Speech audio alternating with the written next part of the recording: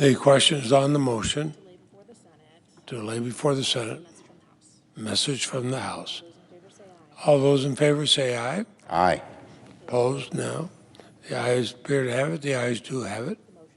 The motion's agreed to. And the clerk will report. Resolved that the House agree to the amendment of the Senate to the bill H.R. 5746, entitled An Act to Amend Title 51 United States Code to extend the authority of the National Aeronautics and Space Administration to enter into leases of non-access property of the administration with an amendment. I move to concur in the House amendment to the Senate amendment to H.R. 5746. I move to concur in the House amendment to the Senate amendment to H.R. 5746 with an amendment. The clerk will report. With an amendment. Senator from New York, Mr. Schumer, moves to concur in the House amendment to the Senate amendment with an amendment numbered 4903. I ask that further reading of the amendment be dispensed with. Without objection, so ordered. Mr. President, I ask for the yeas and nays on the motion to concur with an amendment. Is there a sufficient second? There appears to be a sufficient second. The yeas and nays are ordered. Mr. President, I have an amendment to amendment number. To the amendment. I have an amendment to the amendment, which is at the desk.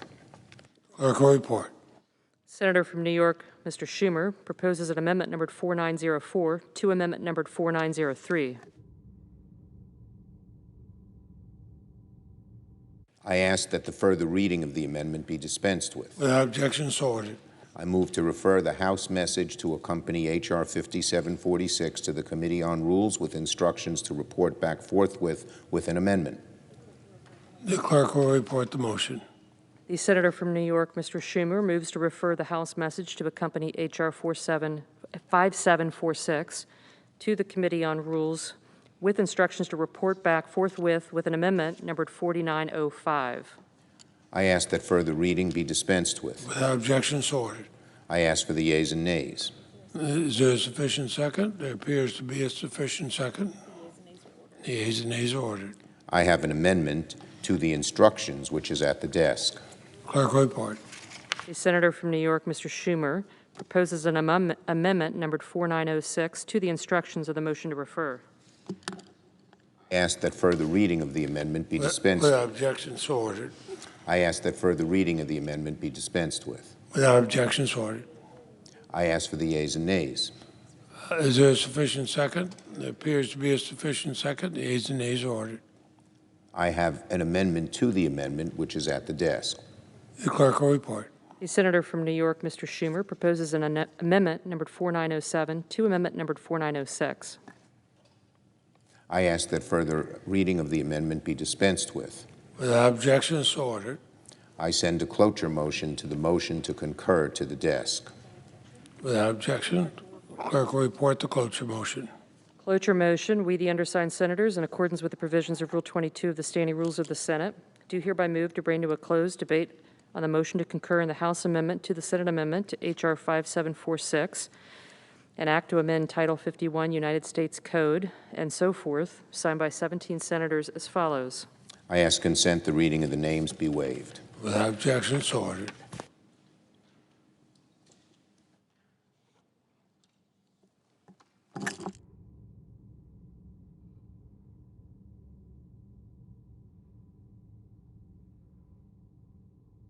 Mr. President, Senator from New York.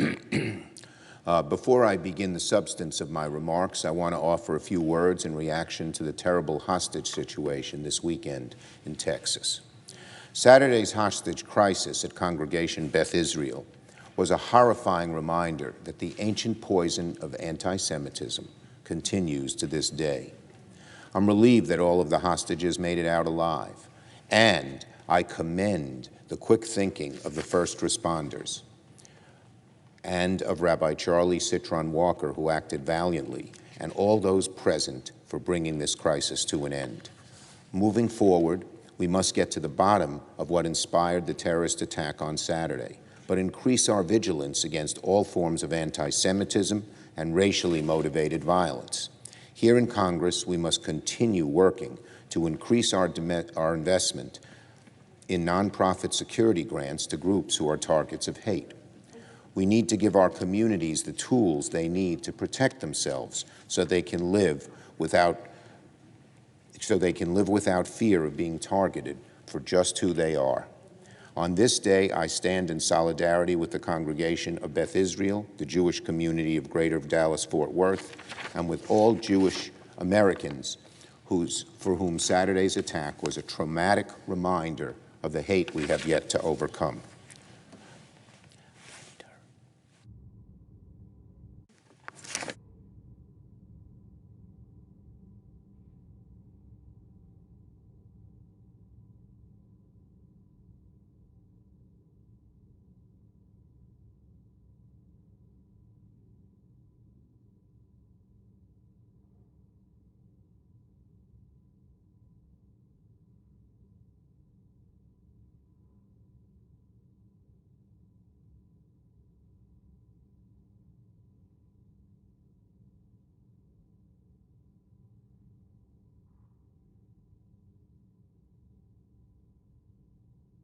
President. Now, Mr. President, this is on defending democracy. The eyes of the nation will be watching what happens this week in the United States Senate. Just a few days removed from what would have been Dr. Martin Luther King Jr.'s 93rd birthday, the Senate has begun the debate on the Freedom to Vote Act and the John Lewis Voting Rights Advancement Act. For the first time in this Congress, Democrats have tried for months to hold a voting rights debate on the floor, but we have been blocked each time by Republicans. We brought common sense proposals 4 times on the floor of the Senate, and only once did one senator, Lisa Murkowski, to her credit, agree to even begin debate on voting rights. On all 3 other votes, not a single Republican joined us. Every one of them voted to block even a debate on voting rights. So today we are taking this step by using a message from the House. Now it's just a step, but an important step moving forward in that we will finally debate this one issue that is so central to the American people, to our history, and to our democracy. As we debate these measures, the Senate will confront a critical question. Shall the members of this chamber do what is necessary to pass these bills and bring them closer to the President's desk? Today, we have just taken the first steps that will put everyone on the record. Now, much has been said over the past few days about the prospects of passing voting rights legislation in this chamber. Senate Democrats are under no illusion that we face difficult odds, especially when virtually every Senate Republican is staunchly against legislation protecting the right to vote. But I want to be clear. When this chamber confronts a question this important, one so vital to our country, so vital to our ideals, so vital to the future of our democracy, you don't slide it off the table and say, never mind. Win, lose, or draw, members of this chamber were elected to debate and to vote, especially on an issue as vital to the beating heart of our democracy as voting rights. And the public is entitled to know where each senator stands on an issue as sacrosanct as defending our democracy. The American people deserve to see their senators go on record on whether they will support these bills or oppose them. Indeed, that may be the only way to make progress on this issue now, for the public to see where each of us in this chamber stands. The public deserves to see it, and that's precisely what the Senate is going to do this week.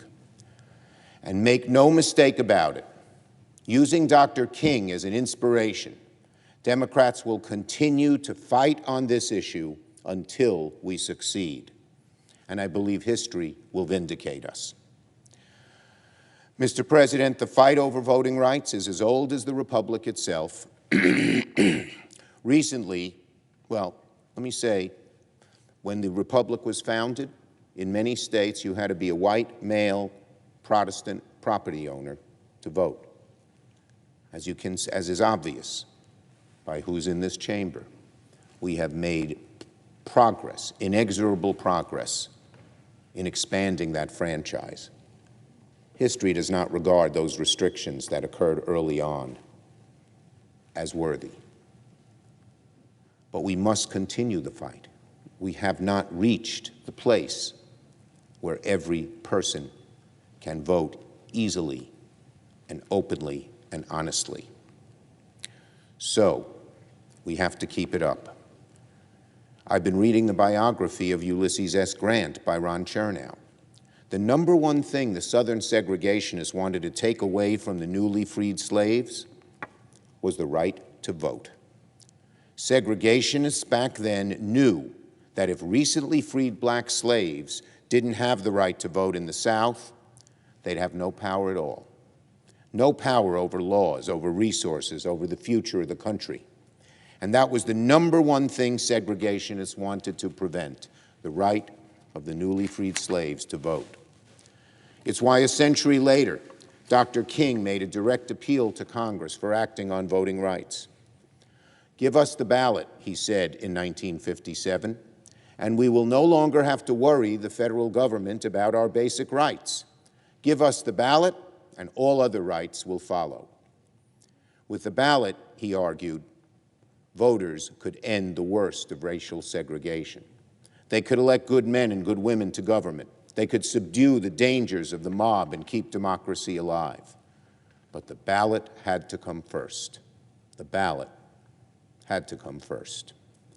Dr. King might as well have been speaking to us, because across the United States in 2022, ballot access is not being expanded, it's being repressed. And our democracy is not safe. It is under attack.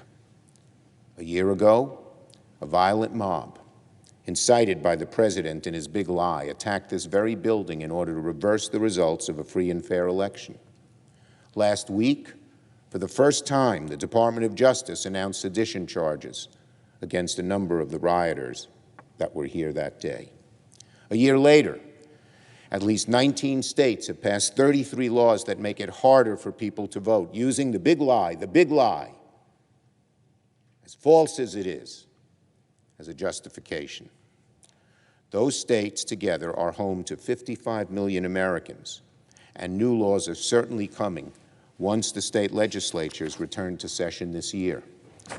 And the kind of violence, the threats of violence we saw on January 6th by that insurrectionist mob is now being threatened increasingly against countless election workers across the country.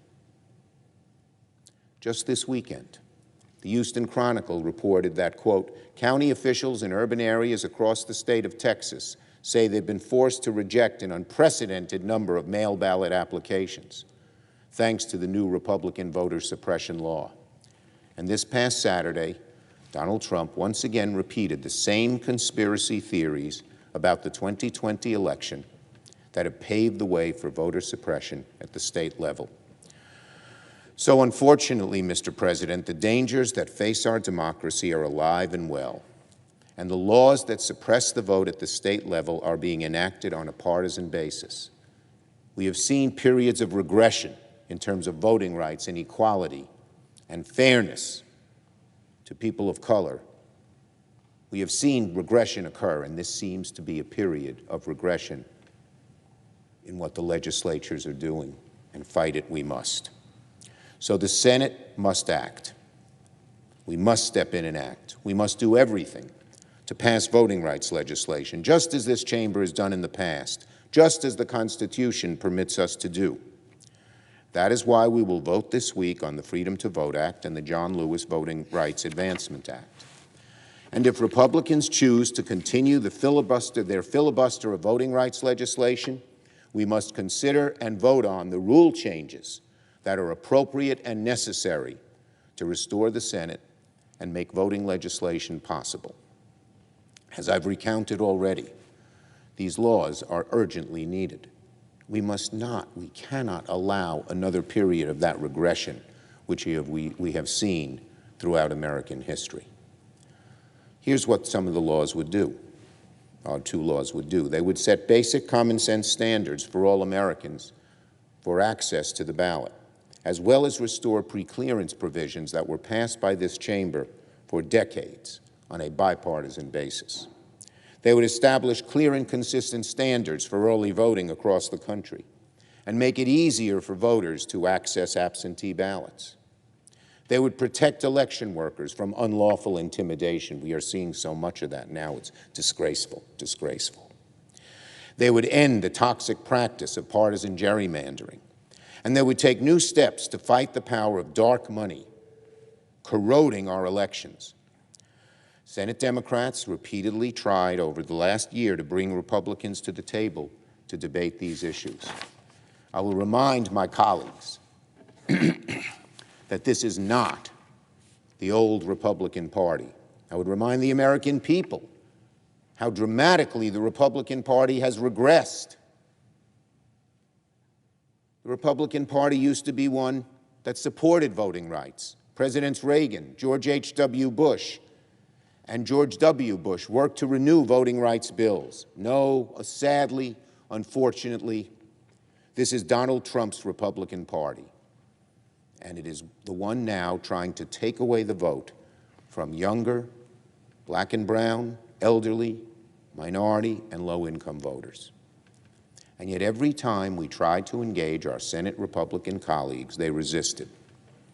So we have no choice. We are moving ahead on our own. Once again, no one denies the path ahead is an uphill struggle. Republicans have been clear they will entertain no bipartisan compromise on voting rights. But long odds are no excuse for this chamber to avoid this important issue. Again, members of this chamber were elected to debate and to vote. We're going to vote. We're all going to go on the record. And Republicans will have to choose which side they stand on, protecting democracy or offering their implicit endorsement of Donald Trump's big lie. For months, Senate Republicans have come up with excuses and subterfuges to avoid doing what they know is the right thing, just like so many others have come up with similar lame excuses and subterfuges in the past. But as history shows, doing the right thing will eventually prevail. Justice will flow like mighty waters, as the prophet Amos has said. The direction of voting rights in America is enough to shake in the faith of even the most optimistic champion of America, of democracy. Sometimes it seems like for each step forward, the country takes 2 steps backward. But fights like this are not unusual in American history. The story of our country has been a long, arduous march towards expanding the promise of freedom for all Americans. We find ourselves in such a struggle today.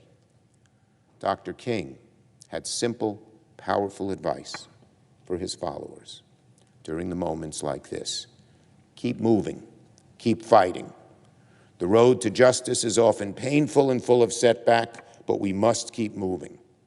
We must keep moving, he said, against every obstacle and prodigious hilltop and mountain of opposition. Let nothing slow you down. And even after you cross the Red Sea only to find yourself in the desert, just keep moving forward through the wilderness. And if you will do that with dignity, he said, when the history books are written in the future, the historians will have to look back and say, there lived a great people. We will keep fighting in the same spirit to protect our democracy in this day and age. If we do that, I have faith that one day the history books will likewise look back on this generation of Americans and conclude there lived a great people too. I yield the floor. President. Senator from Vermont. Mr. President, I applaud the remarks of our distinguished majority leader, and I know it comes from the heart because what he is saying publicly, he's also always said both publicly and privately. And I also joined with him in the condemnation of the attack in the synagogue this weekend. I know in my state of Vermont, the faith community, the Jewish, Protestant, Catholic, all came together with prayers for the safety of the people in the synagogue. But more than just the safety of what happened then, let us pray, all of us, whatever faith we have, that such attacks do not continue in our country. We've seen too many attacks against people based on their religion, or based on their race, or based on their country of origin. That's wrong. In this country, this country especially. I was thinking of this when I led the Senate this morning in the Pledge of Allegiance, and I thought, one nation, under God, indivisible, liberty and justice for all. Well, it's a constant battle to make sure there's that liberty and justice for all, and we have to do that. And that leads us to where we are today, Mr. President. We have got to stand up and say people can vote. I remember being here and present when the Voting Rights Act was signed by President Reagan, President George H.W. Bush, and President George Bush. I remember the pleasure on their face, the look of everybody around them, Republicans and Democrats, applauding the president for signing that legislation. And why did they applaud? Why did Republicans and Democrats applaud? Because we'd all voted for it. Because we all believed in a person's right to vote. You know, Mr. President, I'm the only Democrat ever elected to the U.S. Senate in the state of Vermont. And I remember my first two elections, which were quite close. 90%, I would say approximately 90% of the election machinery, those who count the ballots and whatnot, were controlled by Republicans. But I had faith in getting through because I knew two things. One, they could count, and two, they were totally honest. And while I'm sure, especially in the first election, the vast majority of them voted for my opponent, an honorable person, they counted the ballots, and they said where we were. So much so that there was a recount in my second election. It was so close, and I remember one of the Republican lobbying groups sent out a fundraiser saying we have to fight the Democratic-controlled election machinery of Vermont. And I reminded them the election machinery were 250 town clerks, 80 to 90% of whom were Republicans. And I said again, they can count and they're honest. We're fortunate in our state that we encourage everybody to vote. And I remember when the senators, the other party at a judiciary committee said, well, you want to change the rules so the Democrats would win. I said, well, you want nationally the kind of rules we follow in Vermont. And by the way, last year's election, we elected a Republican governor and a Democratic lieutenant governor. Why? Because our rules do not favor one party over the other.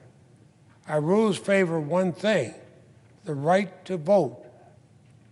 And we insist on that in our state of Vermont, but we should insist on that throughout the country. It should not be a case where somebody can be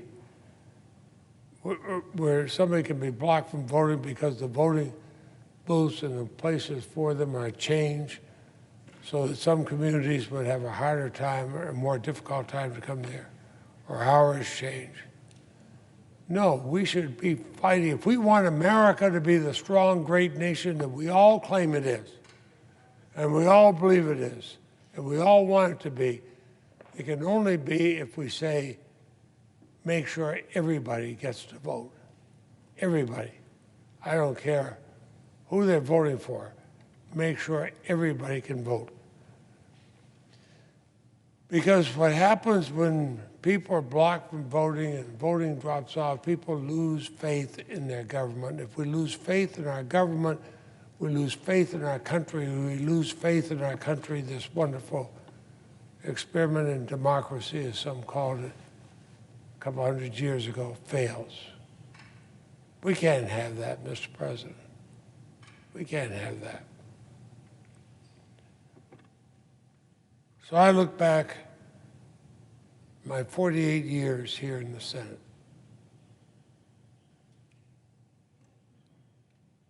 And I think of, it's not the titles, it's not the chairmanships, it's not the president pro tem, it's not being dean of the Senate that I cherish. It's knowing that I can vote. I can vote. I voted 17,000 times, more than that now. Can I go back over all those votes and find some, I might think, gee, I should have voted differently. Of course I can, but I voted. I could vote. And I call on my colleagues, vote up or down. I would hope that all of us would do as we have in the past when I've been in the Senate. When we passed Voting Rights Act 98-0, when Republican presidents were signing the Voting Rights Act, let's go back to that time. Vote any way you want in a presidential election. Vote any way you want in gubernatorial, congressional, and local elections. But in this body which should be the conscience of the nation, vote to uphold the right to vote. Vote to allow every American the ability to vote. Don't hide behind procedure. Stand on the floor. Have the courage and the honesty to say, I'm going to vote to allow people to vote, or I'm going to vote not to allow people to vote. But stand here and say what you're going to do. The last time 98 of us stood here and voted, we want everybody to vote, Republicans and Democrats. We joined together. Wouldn't that send a wonderful signal to a fractured nation if we did that today and stood up and said, we're going to vote. We're all going to vote. We can vote yes or no, but we're going to let people of our state know how we voted. We're going to let the American people know how we voted. We can say why we voted. I would wish we voted as we did before, to say to all Americans, Republicans, Democrats, Independents, any part of this country, we want you to vote.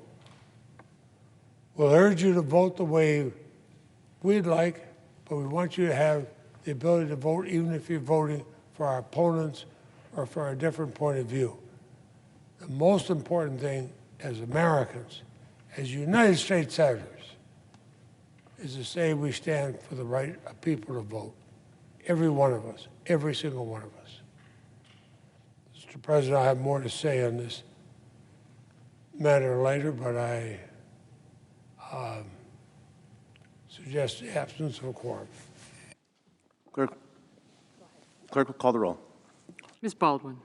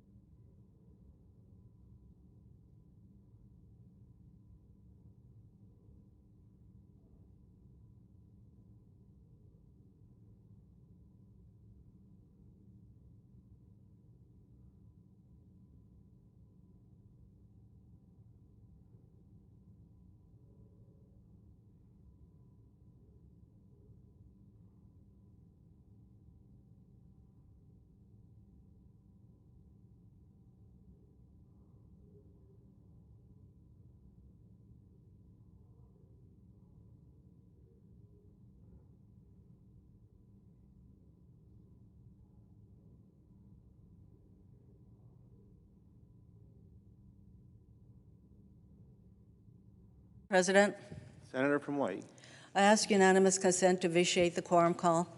Without objection. Under the previous order, the leadership time is reserved. Under the previous order, the Senate will be in a period of morning business with senators permitted to speak therein for up to 10 minutes each.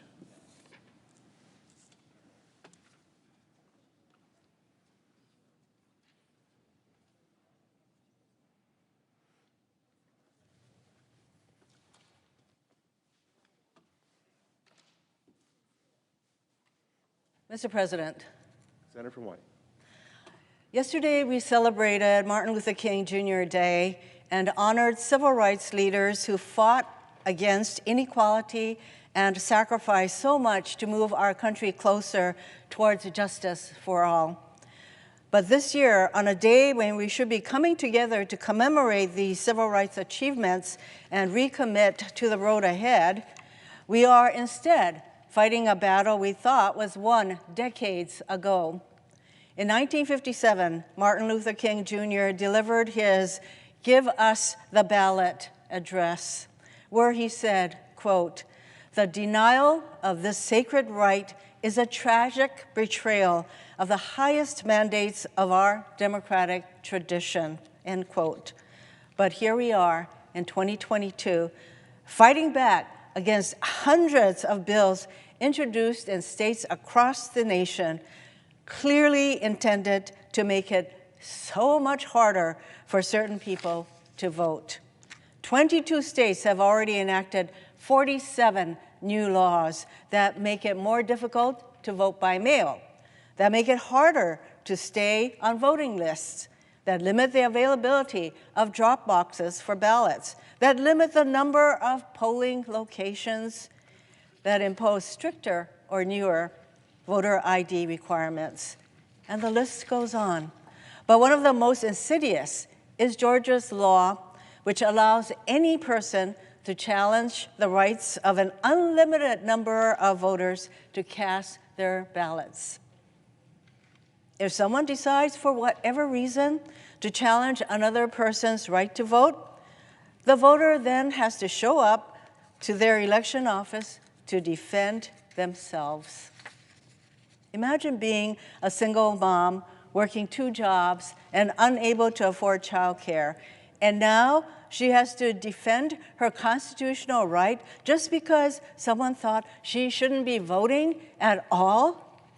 Volunteers are already being recruited to pose these challenges. This isn't voter protection. This is vigilantism. These laws are clearly intended to target communities of color and make it harder for them to vote, period. Our country's legacy of racial discrimination in voting is undeniable. And it's undeniable that we are witnessing history repeat itself. In 1890, the House passed historic legislation that would have increased voting protections, particularly for Black voters. But the Senate failed to take up this legislation, failed to act at a critical time when it had the chance. And the results were devastating for decades to come. The Senate's failure to take up this legislation allowed Jim Crow and the plummeting of voter turnout among Black voters to continue for more than a century, until the Senate passed the Civil Rights Act of 1964 and the Voting Rights Act of 1965, over 70 years later. A recent Washington Post analysis said this current wave of voter suppression bills potentially amounts to, quote, the most sweeping contraction of ballot access in the United States since the end of Reconstruction, end quote. Today, these attacks on our freedom to vote are taking us back to the time of Reconstruction. We cannot wait another 70 years for the so-called deliberative body to act, which is why we need to pass comprehensive voter protection legislation. But not a single Republican supports the Freedom to Vote John Lewis Act. Many of my Republican colleagues have joined Congressman John Lewis to commemorate the march from Selma to Montgomery. But today, they won't even allow the Senate to consider legislation named in his honor and have called this bill radical. There is nothing radical about protecting a person's freedom to vote. What's radical is sending us back to the days of Reconstruction. This legislation would restore and strengthen the Voting Rights Act, which Congress reauthorized with broad bipartisan support 5 times in 1970, 1975, 1982, 1992, and it passed 98-0 in 2006, which included 10 currently sitting Senate Republicans. This bill would also expand opportunities to vote, prevent voter suppression, and improve election security. We're talking about provisions that would require states to offer early voting and no excuse vote by mail, make Election Day a public holiday, crack down on voter intimidation, and require post-election audits. Again, I ask, how is any of this radical? What's radical is justifying overt attacks on our democracy by perpetuating the big lie of mass voter fraud. For Republicans, this fight isn't about election security. It's about securing their power, because Republicans have decided that spreading misinformation and rigging elections by preventing people from voting is the only way they will retain their power. Republicans should come to the Senate floor and tell the American people why they won't protect our freedom to vote. Instead, the Republican leader came to the floor to attack Democrats for fighting to change Senate rules to pass this critical legislation, calling it a power grab. The Republican leader said that Democrats want to, quote, permanently damage this institution, end quote.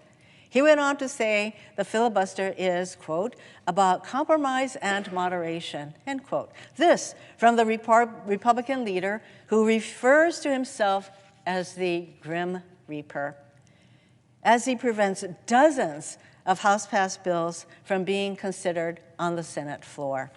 The same person who single-handedly prevented President Obama from filling a vacancy on the Supreme Court for over a year, denying the will of nearly 66 million Americans who voted to give President Obama a second term in office.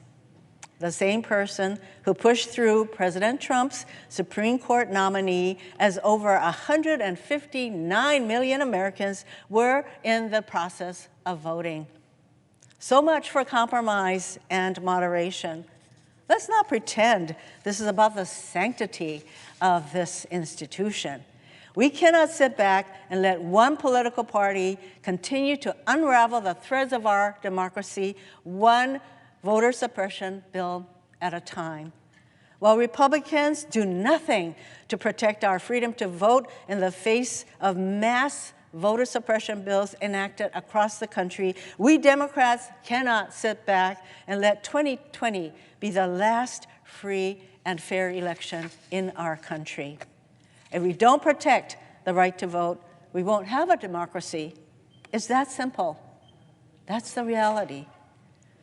Since the Republicans will not lift a finger to protect voting rights, we have no option but to change the Senate rules in order to pass the Freedom to Vote John R. Lewis Act.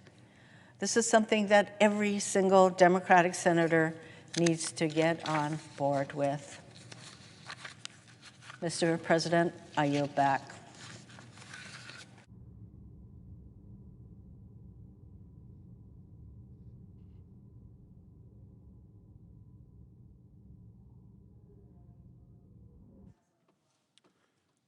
Clerk will call the roll. Ms. Baldwin.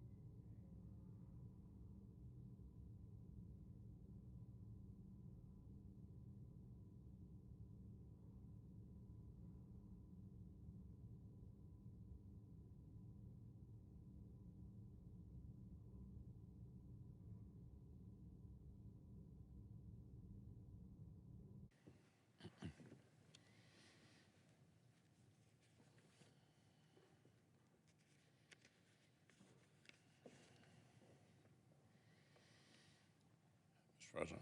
Republican Leader. I ask consent that further proceedings on the quorum call be dispensed with. Without objection. Late last week, our Democrat colleagues briefly paused their quest to destroy the Senate's 60-vote threshold, just long enough to use the 60-vote threshold themselves to block a bill.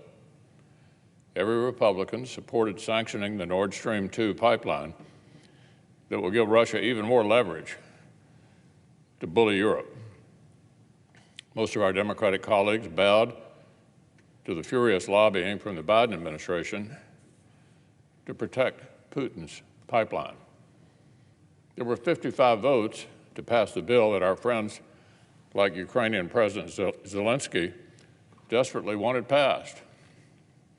But Democrats blocked it by denying 60. Now, many of these same colleagues have spent weeks thundering, literally thundering, that the Senate's 60-vote threshold is an offensive tool of obstruction, a Jim Crow relic, declaring that simple majorities should always get their way. But late last week, they literally wielded the 60-vote threshold themselves, a useful reminder of just how fake the hysteria has been. We already knew Washington Democrats don't have any principled opposition to Senate rules. Democrats repeatedly filibustered the CARES Act in March of 2020 while insisting on changes. Democrats filibustered and killed Senator Tim Scott's police reform bill. You only have to go back a few years to read vigorous defense of the filibuster from our Democratic colleagues and their allies. The Democratic whip, Senator Durbin, put it this way: we need to protect the right of debate in the Senate, preserve checks and balances so that no one party can do whatever it wants. We need to preserve the voice of the minority in America. Dick Durbin, the Democratic leader himself, said in 2017 that we need to, quote, find a way to build a firewall around the legislative filibuster. Build a firewall around the legislative filibuster. And in a letter that same year by 32 Senate Democrats, our colleagues demanded that the 60-vote threshold stay right where it was. So until the last couple of years, senators on both sides have understood the Senate is not here to rubber stamp massive changes by thin majorities. This institution exists to do exactly the opposite, to make sure major laws receive major buy-in and have major staying power. And historically, Democratic allies outside this chamber have recognized this as well. So let's go back about 15 years ago, when Republicans controlled the Senate. A left-wing organization called the Leadership Conference on Civil and Human Rights published a lengthy statement defending the filibuster, including, listen to this, including its relationship to civil rights. So here's what they had to say when Republicans were in the majority here in the Senate. On behalf of the Leadership Conference on Civil Rights, the nation's oldest, largest, and most diverse civil and human rights coalition, with more than 180 member organizations, we urge you to oppose any efforts to eliminate the 216-year-old filibuster in the United States Senate. That's a coalition of 180 member organizations called the Civil and Human Rights Coalition. They went on. The elimination of the rights of the minority as embodied by the filibuster is contrary to the Founding Fathers' vision of the Senate as a body of equals designed to protect against the tyranny of the majority. The statement continued. The civil rights community has recognized and accepted the value of the filibuster even when it frustrated efforts to advance civil rights legislative goals. During the 1950s and 1960s, countless civil rights bills were filibustered. The Civil Rights Act of 1964 was not passed until it survived 75 days of the longest filibuster in history, and the Senate voted 71 to 29 to end debate and finally passed the bill. This legislation was enacted because of long, hard work to build support across partisan, ideological, and regional lines. We work to bring Americans together, not to push them farther apart. They conclude, we never demanded the end of the system of checks and balances. In the end, we won the battle by changing votes and not by breaking the rules. These, Mr. President, were left-wing activists writing less than 20 years ago. So let's spell this out. Democrats want the American people to believe the filibuster was not a Jim Crow relic in 2005, was not even a Jim Crow relic in 2020. Just miraculously became a Jim Crow relic in 2021. Briefly stopped being a Jim Crow relic last Thursday, but it's now back to being a Jim Crow relic this week. Now, to be clear, the partisan election takeover bills that Democrats want to ram through this week are not in any way successors of the civil rights legislation from the mid-20th century. It has been, is today, and will remain illegal to discriminate against voters anywhere in America because of their race. Period. That's the law. Now, targeting Americans' online speech and sending government money to political campaigns is not about civil rights. It's about tilting the playing field. Weakening widely popular voter ID laws and making it harder to produce accurate voter rolls is not about making voting easier. It's about making cheating easier. Changing the law so that our partisan attorney general can rewrite voting laws without even having to win in court is not about promoting justice. It's about short-circuiting justice. This is about one party wanting the power to unilaterally rewrite the rule book of American elections. Now, interestingly, the Biden administration staff have gone out of their way lately to highlight my long, strong record on real civil rights and real voting rights. The President's secretary explained that I have, quote, a pretty strong record of supporting voting rights. She's right about that. And that's exactly why I have no patience, none, for the unrelated partisan takeover that some Democrats are trying to rebrand with that banner. The Democratic leader argues that his proposed elections takeover and his efforts to break the Senate are last resorts because of new state laws that passed in 2021. He says it's irrelevant that 2020 saw record turnout, and listen to this, 94% said voting was easy because this debate is exclusively about what happened in 2021. But Democrats have been pushing these same policy charges and the same Chicken Little rhetoric since 2019, a year and a half before the 2020 election, which Democrats now call a high turnout success. The Democratic leader gave an interview claiming that evil Republicans are trying to attack voting and disenfranchise people.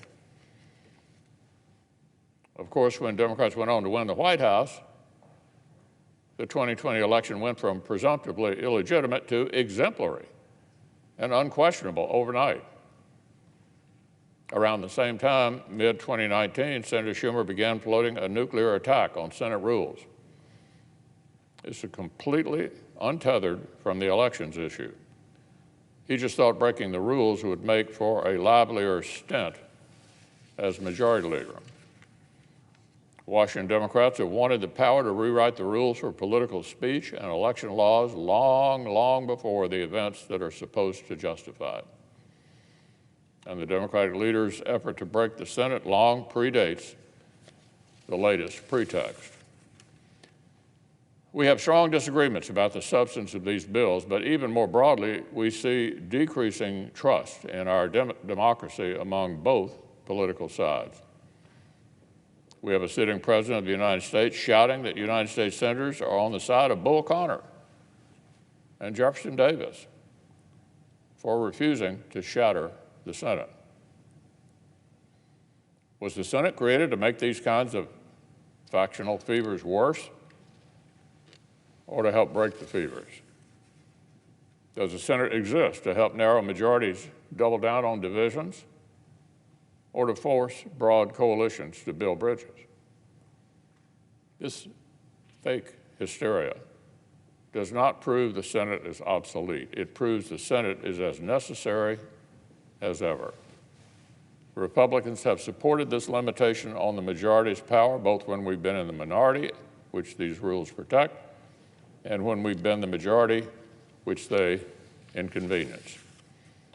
And last week, some of our colleagues across the aisle reconfirmed they have the courage and the principle to keep their word and to protect the institution as well. But too many of our colleagues across the aisle still want to respond to a 50-50 Senate with a rule-breaking power grab.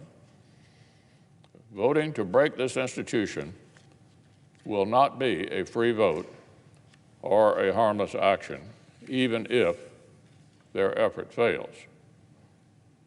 An unprincipled attempt at grabbing power is not harmless just because it fails.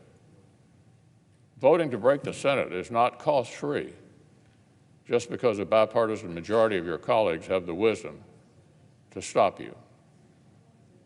It's amazing that our colleagues are this enthralled to radical activists. We have inflation, a pandemic, rampant violent crime, a border crisis, and possibly a war on the European continent. But rather than work on any of that, Senate Democrats want to mar their own legacies with a reckless procedural vote they know will fail. A faction this desperate for unlimited short-term power is a faction that must be denied it.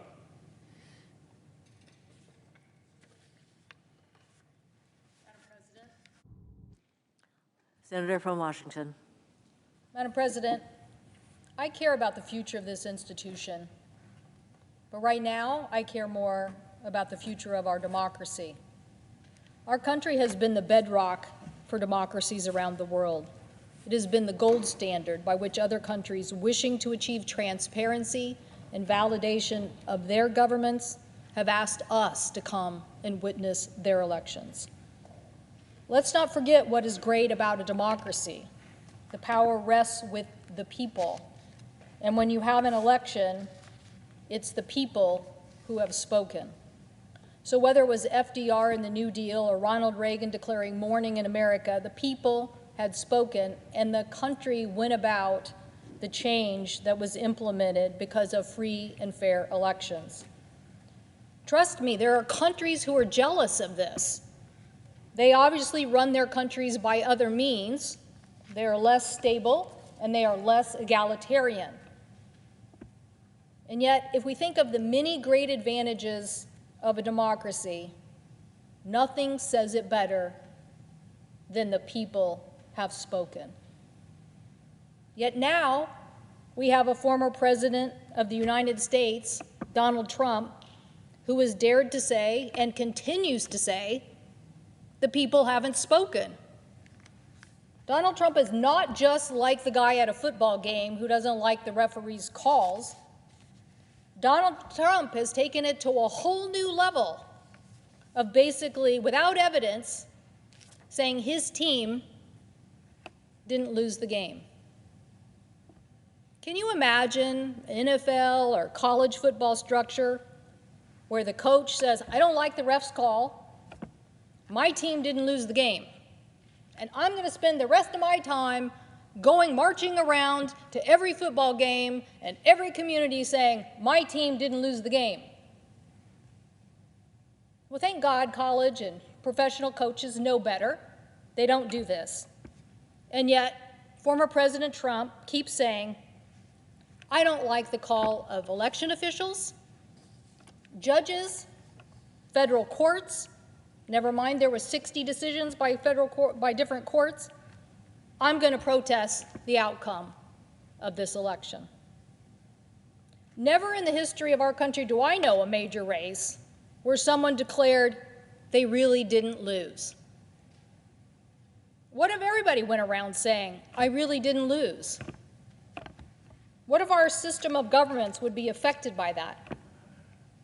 Well, Madam President, it is getting to that level of absurdity.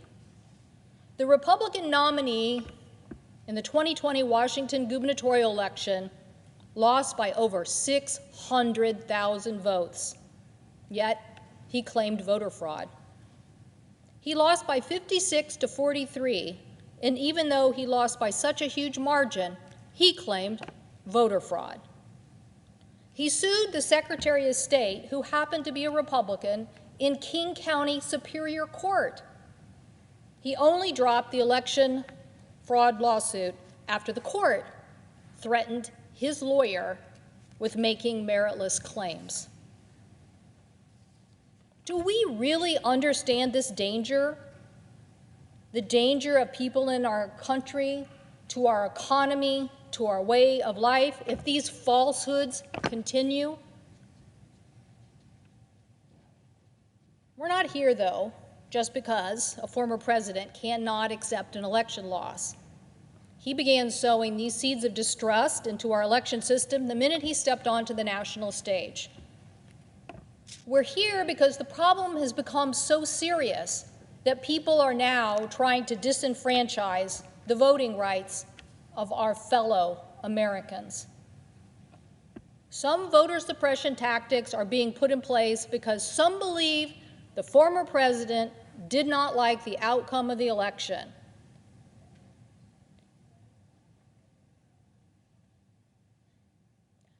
I want to be clear, there are people on both sides of the aisle that do believe in free and fair elections. There are Republicans in key election positions who stood up to the illegal tactics of the president when he tried to change the outcome of the last election.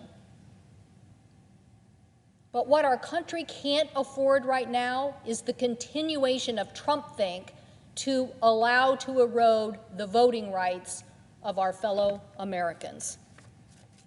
Voting rights have been hard fought and hard won. I know the president presiding understands this. First by women in 1920, then later protecting minority groups in 1965 with the Voting Rights Act. In 1970, we updated it, making standards, helping to regulate presidential elections. In 75, saying we had to protect other minorities. Both sides of the aisle agreed to this. And in 1992, we expanded for bilingual education requirements. That passed with 75 to 20 votes. And again in 2006, the last time the voting rights was updated, we were in a similar situation. The Supreme Court had had 2 cases and struck down part of the act, and we all came together to renew and reaffirm the constitutional protections for people in the United States of America. It passed 98-0. There is nothing wrong with the John Lewis voting rights law before us. There's nothing wrong with the John Lewis voting rights law before us.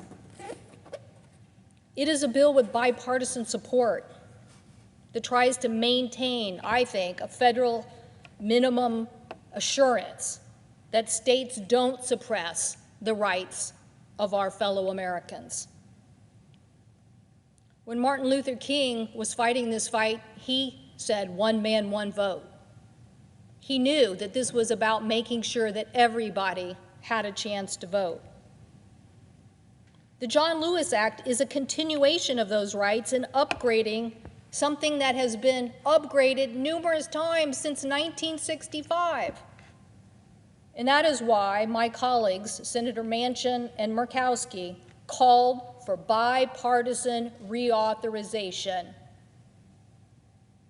of the Voting Rights Act. Bipartisan call for reauthorization last spring of the Voting Rights Act. They said, quote, "Inaction is not an option," end quote. They continued to say, quote, "Congress must come together just as we have done in the past, time and time again, to reaffirm our longstanding bipartisan commitment to free, accessible, and secure elections." And that is what we must do now. That is why there are 150 businesses who support the John Lewis Act. Companies like Microsoft and Google and Intel and Pepsi and Tesla, Sealaska, Target, PayPal. These are companies who know and understand they want to do business in a democracy. As Tim Cook said, the right to vote is fundamental to our democracy. American history is a story of expanding the right to vote to all citizens. And Black people in particular have had to march, struggle, and even give their lives for more than a century to defend that right. And we support efforts to ensure that our democracy and our future is more hopeful and inclusive than the past. There are others.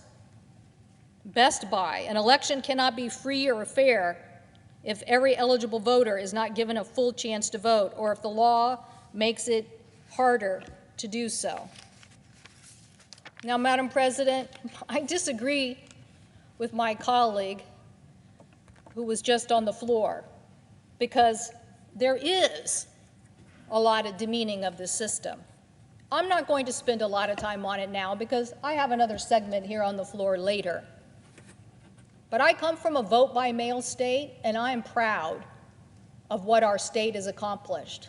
So I do not appreciate the disinformation of Newt Gingrich when he says, quote, "The biggest way to expand voter fraud is to expand vote-by-mail." He's wrong. If I could slash a red line and a red circle through this now, Madam President, I would do so. But I will spend many minutes later on the floor talking to people why vote by mail is part of the solution and not the threat that he thinks it is. Companies know that when it comes to our economy, we're greatly aided by being in a democracy. And that is why they don't want it eroded. It will cost us if we're a less stable place to do business. So why now do people refuse to engage on the John Lewis Voting Rights Act? You know, I might be one of those people who would say, don't change the filibuster rule, we can wait. Wait? Wait for what?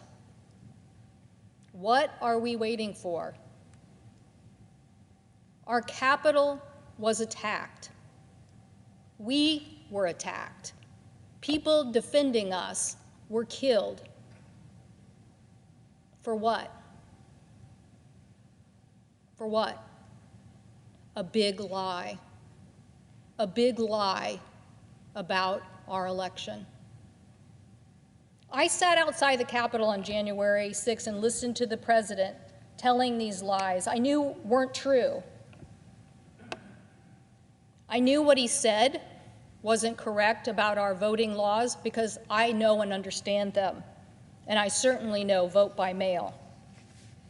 But he said many lies that now many court decisions have all said are not true.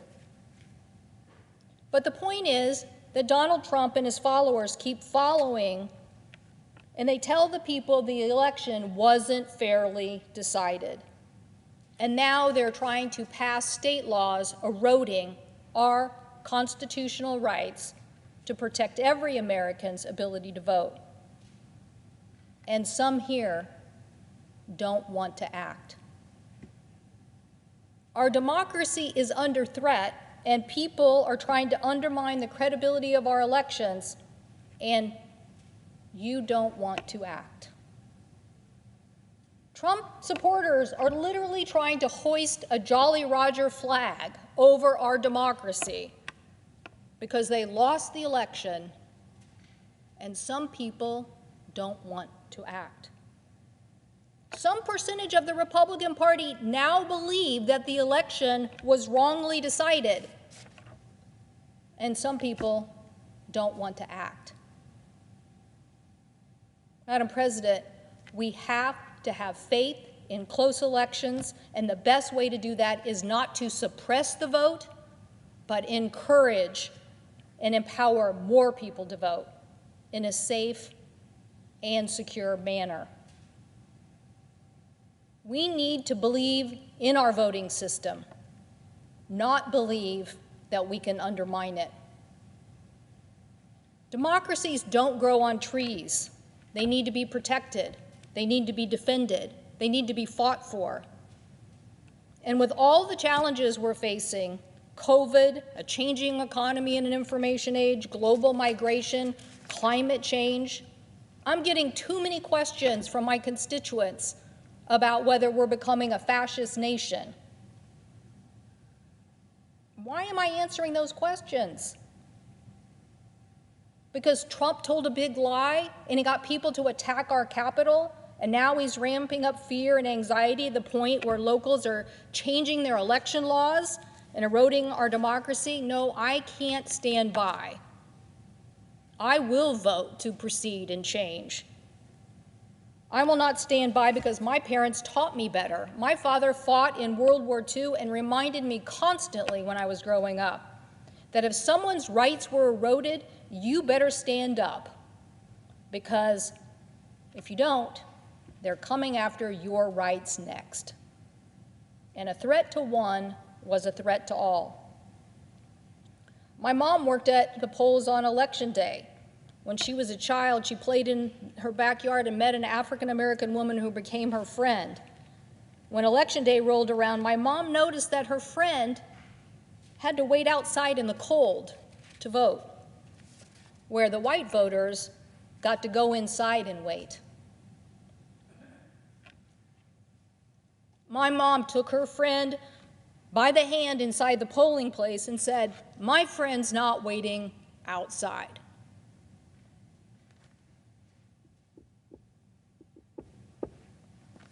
It earned my mom the nickname Little Eleanor, after the First Lady of the period. What might seem surprising is how much my mom liked her fellow Republican precinct committeemen.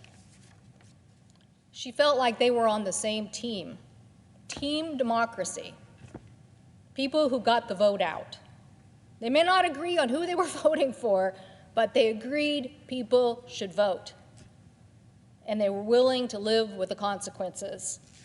And believe me, my parents had a lot of things that they had to keep fighting for, but they believed in democracy. I remember my mom saying how uneasy she felt when she realized her friends and neighbors, seeing the results of her precinct, didn't support John Kennedy for President of the United States.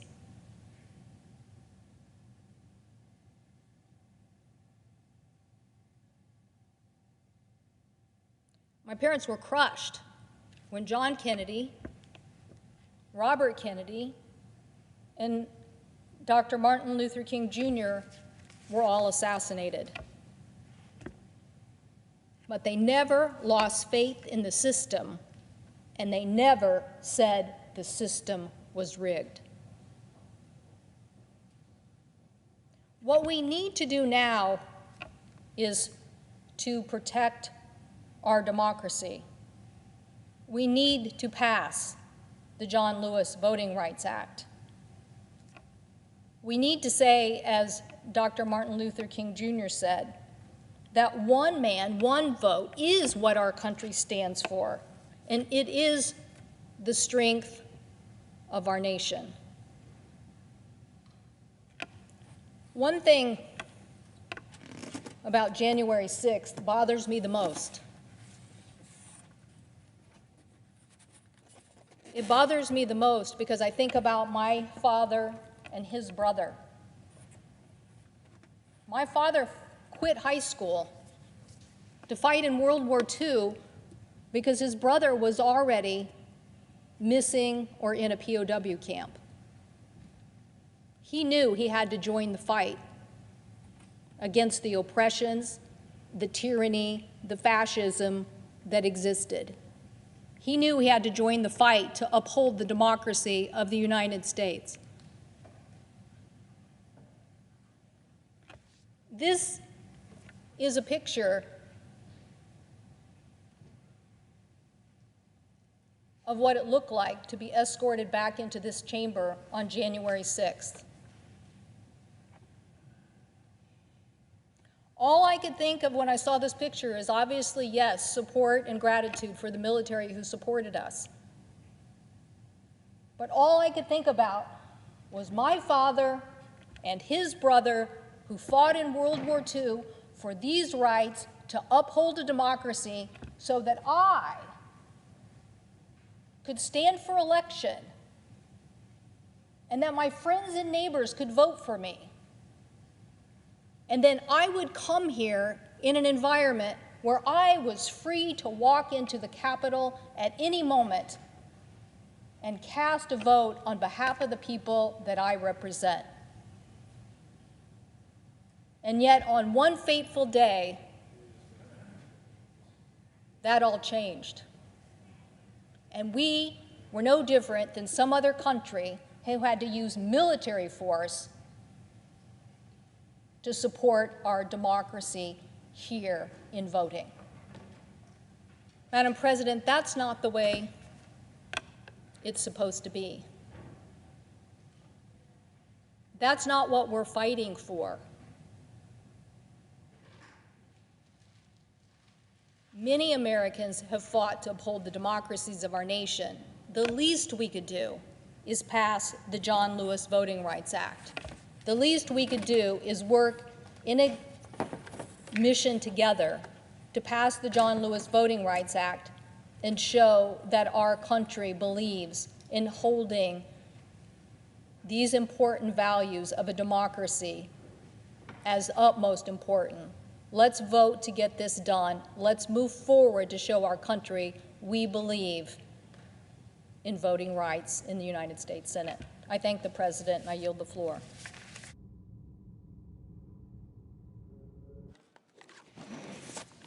Senator from Iowa.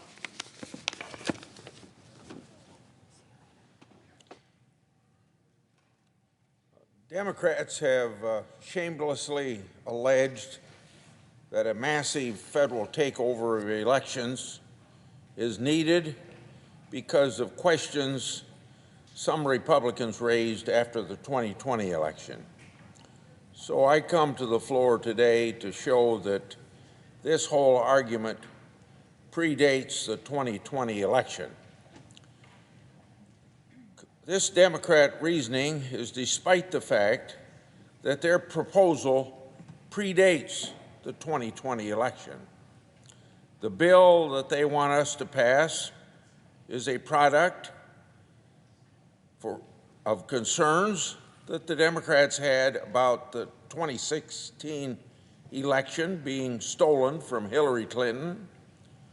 Also, because of the 2018 elections, and in fact, the Democrat proposal was designed specifically to double down on false claims that Democrats lost certain elections in 2018 only because of rigged elections. I've said it before, and I want to say it again. Evidence-free claims of voter suppression are as bad as election-free claims of voter fraud.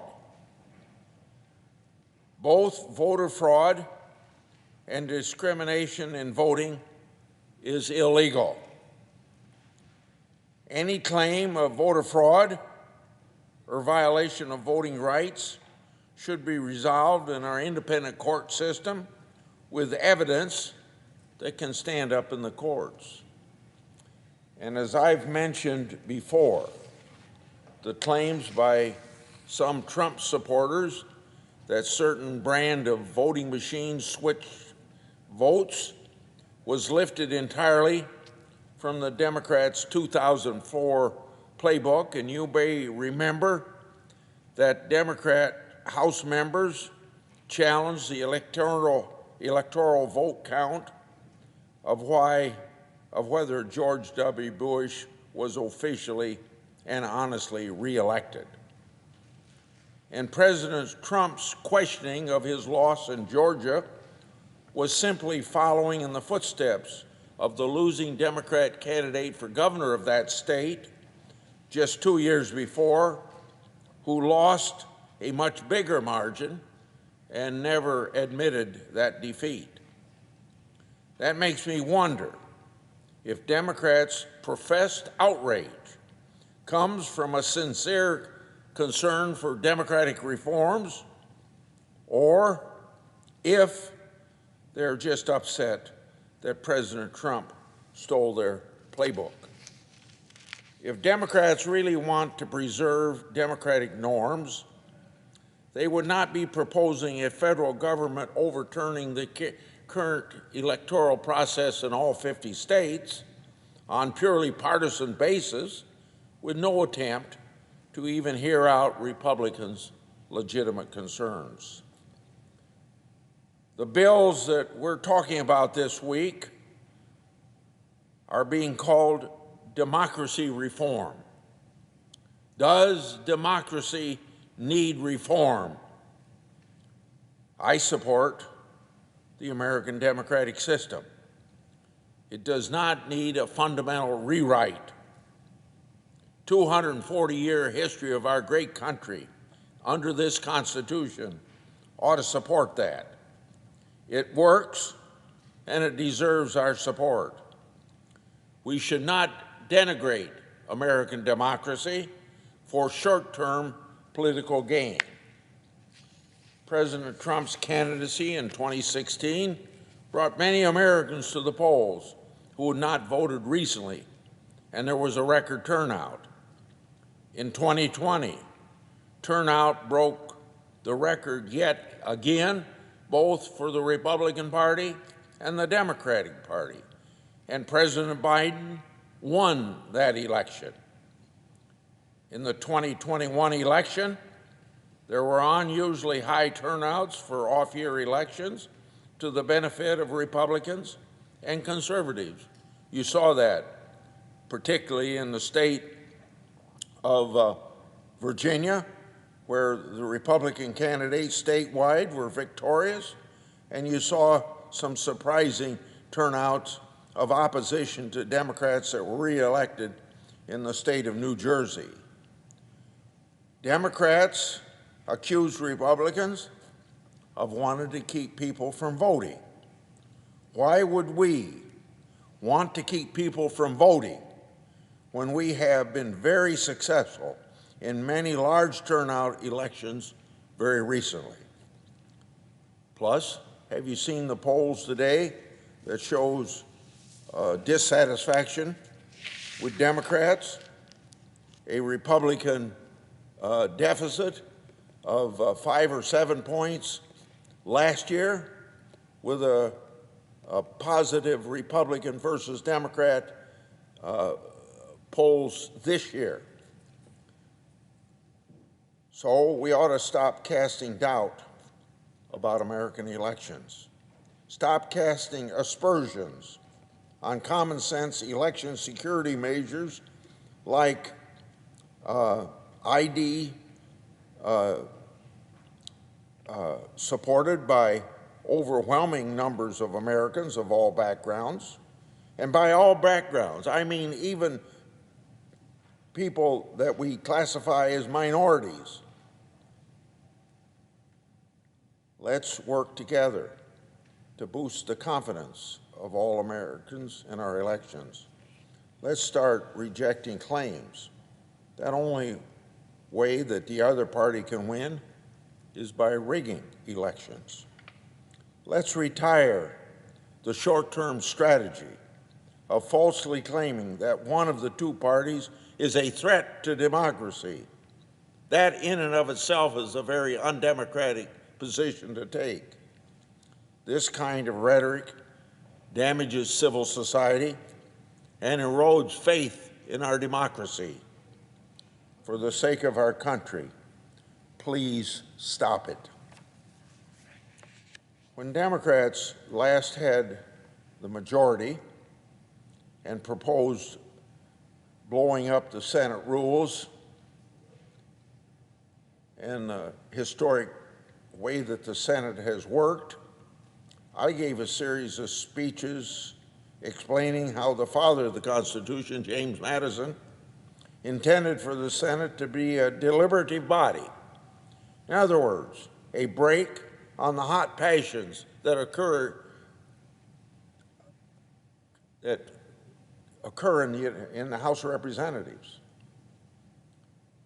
I repeated my deeply held opposition to gutting the Senate process, even when my party took control of all three branches, and it would have been politically expedient in the short term. I don't know how many times President Trump brought up doing away with what we call the filibuster, or the 60-vote requirement. It was even followed by a lot of our Republican Party grassroots wanting to overcome Democrats' use of the cloture rule to block the Republican agenda during those 4 years. But I spoke out strongly against it in 2017. Over half of the current Democrat senators signed a letter calling for preservation of the current rules requiring a 60 votes to stop debate, for considering the legislation despite the use of nuclear option for nominees. I agree with President Biden's position in 2005, reflecting on the same understanding that I have of the Constitution and the role of the Senate as envisioned by James Madison. Then Senator Biden said this, quote, "That's the reason we have the rule. So when one party controls all levers of government, one man or woman can't stand on the floor of the Senate and resist the passions of the moment," end of quote. Even Senator Schumer, the majority leader, said at that time, gutting the cloture rule would be a quote unquote doomsday for democracy. Doomsday for democracy. Now it seems like Senator Schumer invites that doomsday. Senator Durbin hit the nail on the head as recently as 2018, saying, quote, it would be the end of the Senate as it was originally devised and created, going back to our founding fathers, end of quote. I agreed then, and I agree now. Now the shoe is on the other foot, and Democrats have changed their position. Many, not for the first time. Senator Durbin has now joined the crusade of his Democratic predecessor, Stephen Douglas of Illinois, famous for debating Abraham Lincoln on the issues of slavery. But that Douglas from Illinois also proposed a Senate rule allowing a narrow majority to vote a final vote on bills. Hypocrisy is not rare in politics, on both sides of the aisle. But the fact that Democrats switch principles on such a consequential matter whenever Senate control changes from one party to the other is particularly glaring. the party of Jim Crow, which made liberal use of so-called filibuster just over a year ago to block Republicans' agendas, are now saying falsely it's a relic of Jim Crow. I do not see how they can look the voters in the eyes with no sign of embarrassment. I do not understand why the policemen of our governmental system, the media, isn't roasting them for this hypocritical power grab. I would now like to address a misconception on the cloture motion, the 60-vote requirement. The cloture motion requires 60 votes to bring consideration of legislation to finality. Just because it can be used to block legislation does not mean that the term cloture always equals a filibuster. Cloture cuts off not just debate, but the offering of amendments.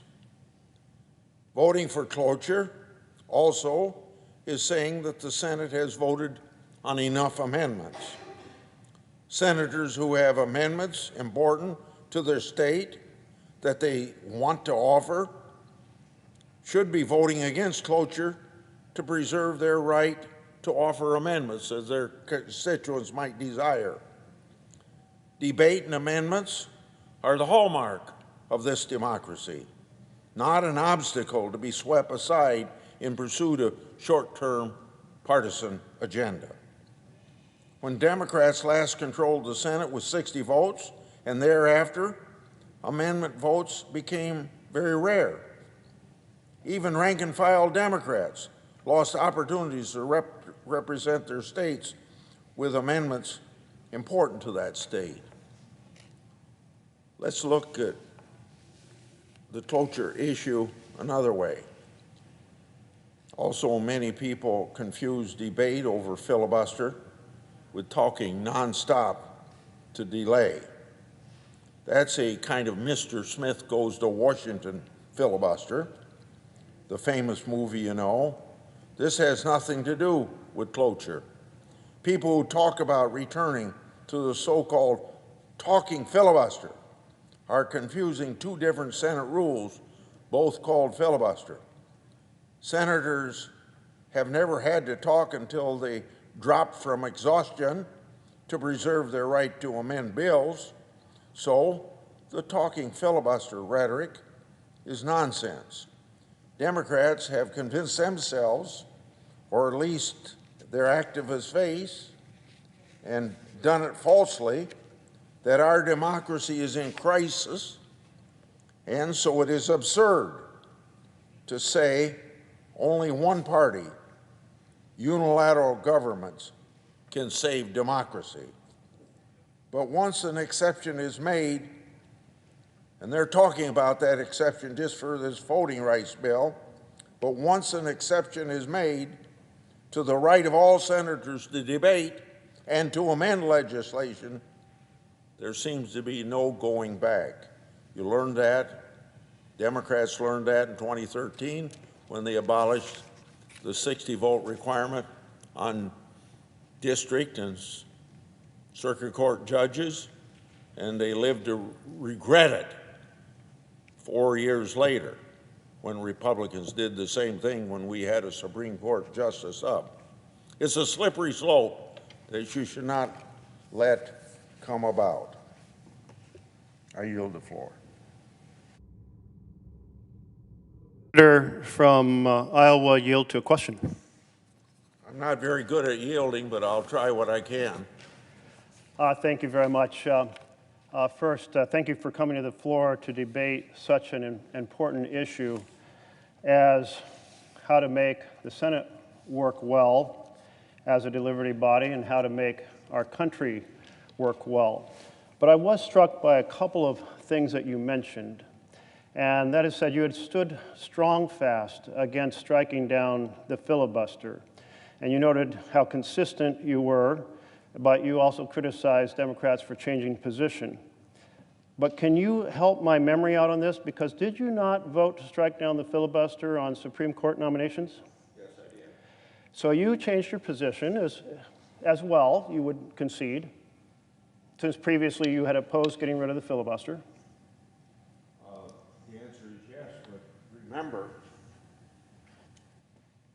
remember what I said, and I just said it, so you obviously heard me, that we warned in 2013 when I think all Republicans voted against reducing the 60 vote down for district court and circuit court judges so you could pack the DC Circuit Court of Appeals, that you'd regret that.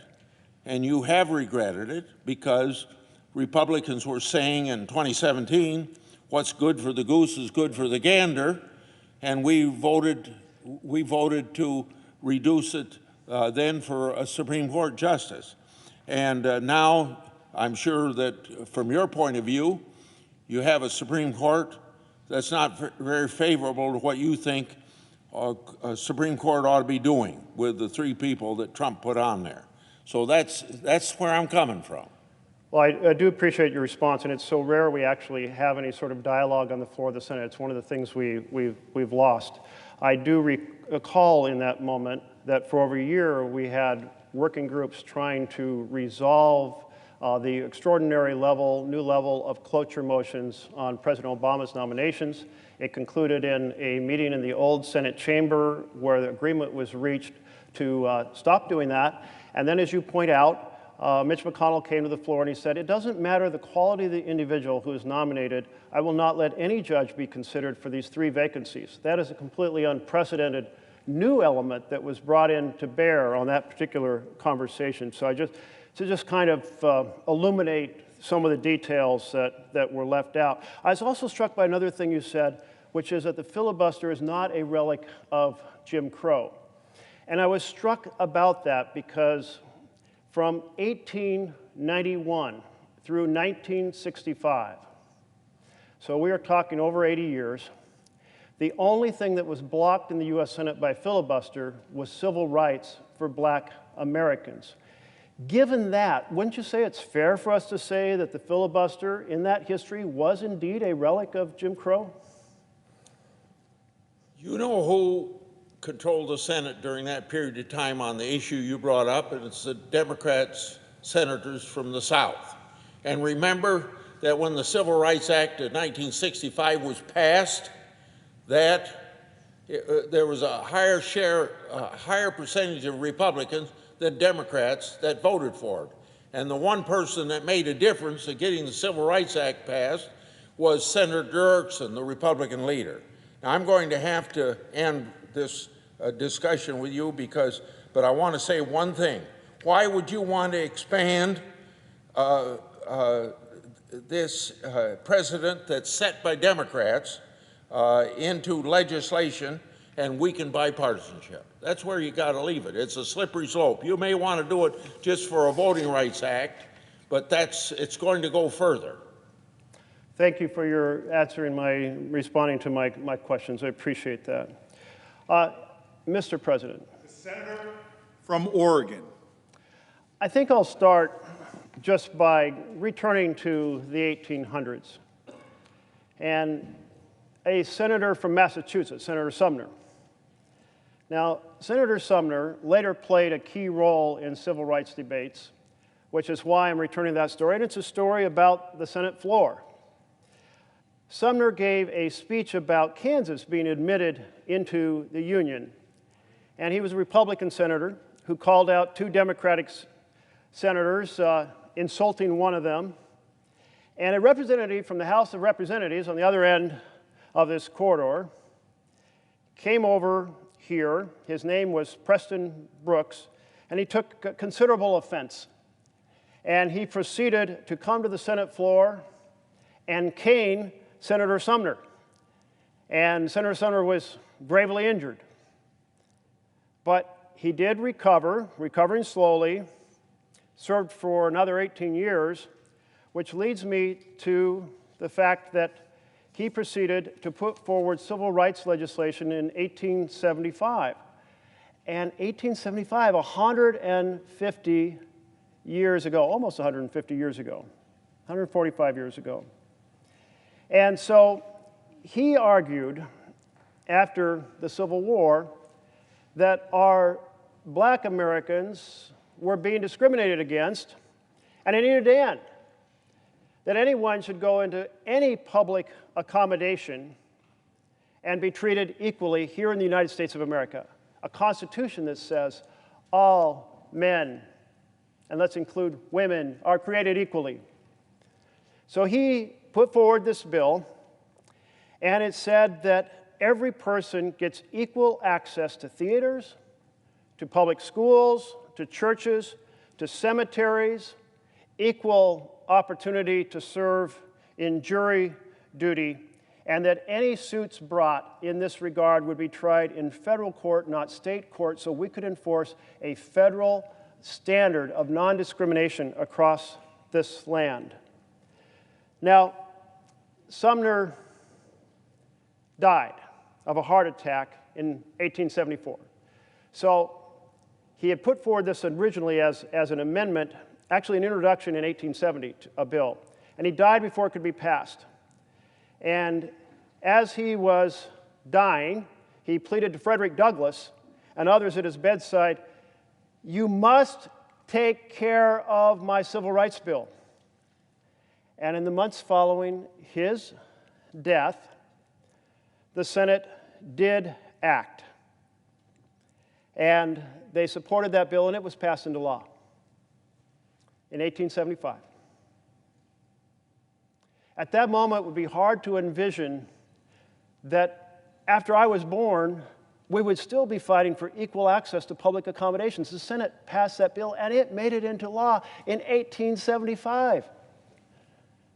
But the Supreme Court of the United States struck down that law 8 years later. Boom.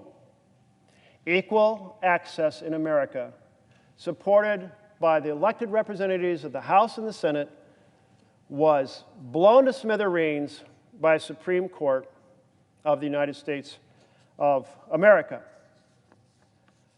Well, that did set stage for another civil rights battle, and it was 1890. It was after Benjamin Harrison's successful presidential campaign, in which he promised election reform, election integrity. Because you see, anyone looking at our republic would know that we are all affected, no matter what state we come from, by the integrity of the elections in the other states. There has to be integrity of all of them for this U.S. Senate to have integrity. There has to be integrity in all of the state elections for that House of Representatives down the hall to have integrity.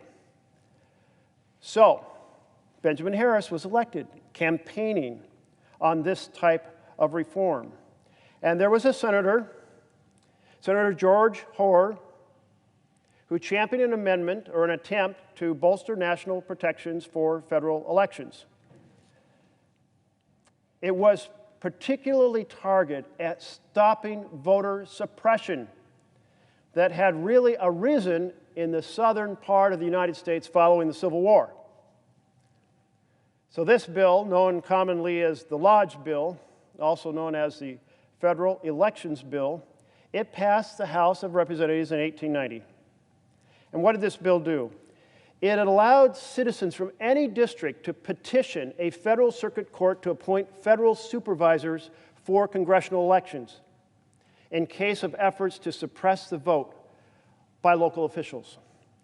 It permitted the federal government to appoint supervisors to oversee all phases of federal election, including voter registration and certification of election results, to make sure there were no shenanigans at the state level that would corrupt the core vision of equal representation, the core foundation of integrity in elections. It is the foundation of the vision of the legitimacy and the production of government of, by, and for the people.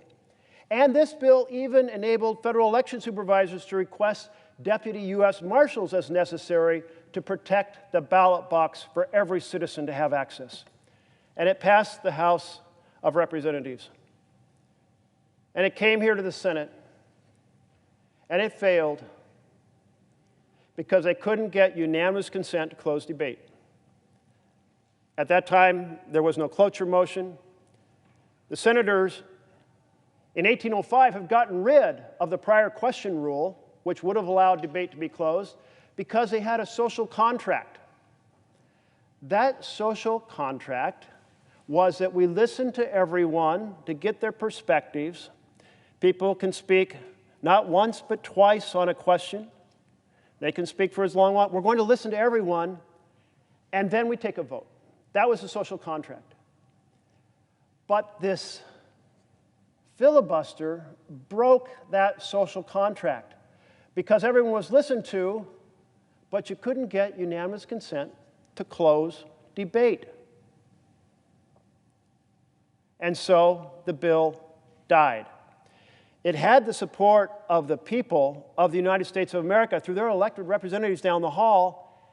It had the support of this Senate to protect the fundamental right to vote in our nation by the majority of this body, here, the U.S. Senate. But the social contract was broken to block black Americans from voting, to allow states and local election officials to rig the registration system so you could never sign up, to allow intimidators to gather at the polls to keep black Americans from getting through them to put their ballot in the box. You know, I'd like to say that all traces of inequality in voting are gone from America. I'd like to say that. And indeed, that was reasonably true through recent years before the Supreme Court gutted the Voting Rights Act, because any changes in your voting rules had to be pre-approved in states that had engaged in these intimidating practices. I'd say reasonably true, because the real fact is there was still a significant blemish in our elections. And that is, on election day, in certain states and certain precincts, there was a game being played to make it harder for some citizens to vote than other citizens to vote. And the game worked like this. If you have an area where you want low turnout, you proceed to create a big precinct so that there's a lot of people who have to go to that one place to vote. And if you have a desire to encourage the people in another precinct to vote, a white precinct, you create smaller precincts so the voting line won't be as long. And then there were other tricks, like, for example, understaffing the voting precinct where it's predominantly black Americans to make it harder for them to vote, and making sure you staff really well the precinct where you want the white Americans to vote. And there were other tricks as well. For example, relocating the voting location in the black precinct so that people go to the wrong place. Or putting it where parking is virtually impossible, so it's much harder to get to the poll. Or putting out false information about the date and the location of the voting. These things are all wrong. Voter suppression exists today. And it was powerful to see how a couple tools have greatly reduced those tricks and traps. One of those tools is early voting. If you have an early voting period, it's hard to create long lines. It's hard to sustain wrong information about where to go. It's very difficult to deny people the ability to vote simply by having too few staffers. Even more so, vote by mail is powerful. Now, we have Republican states like Utah that have vote by mail, and they love it, and it elects Republicans. And you have more blue states like Oregon that have vote by mail, and they love it, and that's my home state. And I was really struck when I was first running for the Oregon State Legislature. Was 1998. And we still voted at the precincts voting polls, except the Republican Party had said we can increase turnout if we get all the Republicans to sign up for absentee ballots. And so they got a high percent of Republicans to sign up for absentee ballots. And then the Democrats said, well, okay, yeah, we can get Democrats to sign up for absentee ballots. And so 50% of the electorate in 1998 in Oregon was voting by mail and 50% at the polls. And as I went door to door on my first race for the Oregon House and asked people what they liked and what they didn't like, they normally said, what I really hate is that we have too many potholes. I'm not happy with City Hall. And what I really like is my absentee ballot. And I'd say, well, why is that? And they said, well, you know, I don't have to worry about where to park, and I don't have to worry about long lines. And you know what else? It's a complicated set of issues under an initiative system we have in Oregon, and I like to be able to sit at my table, study them, discuss them with my spouse, have my children come to the table and see what we're doing. Well, these two tools really opened the doors to the election process in the last election. And the response of my Republican colleagues was, oh no, we can't let that happen. We don't want those people to vote. We better rein in vote by mail. We better rein in voter registration. Georgia got rid of voter registration in between the main election and the runoff, because 70,000 plus Georgians registered during that period, and they think it helped Democrats more than Republicans. So in a prejudicial way, they said, let's make registration harder. Well, it's not acceptable in our country to erect barriers for targeted communities. Not for Black Americans, not for Hispanic Americans, not for college students, not for young voters, and not for Native American reservations, not for anyone. But why are those groups being targeted in a surgical way by the strategies in state after state after state with Republican legislatures and Republican governors? Because those constituencies tend to vote more often for Democrats than Republicans. So they are stealing the vote of millions of Americans. They are corrupting the election process for millions of Americans. And we stand here today in the Senate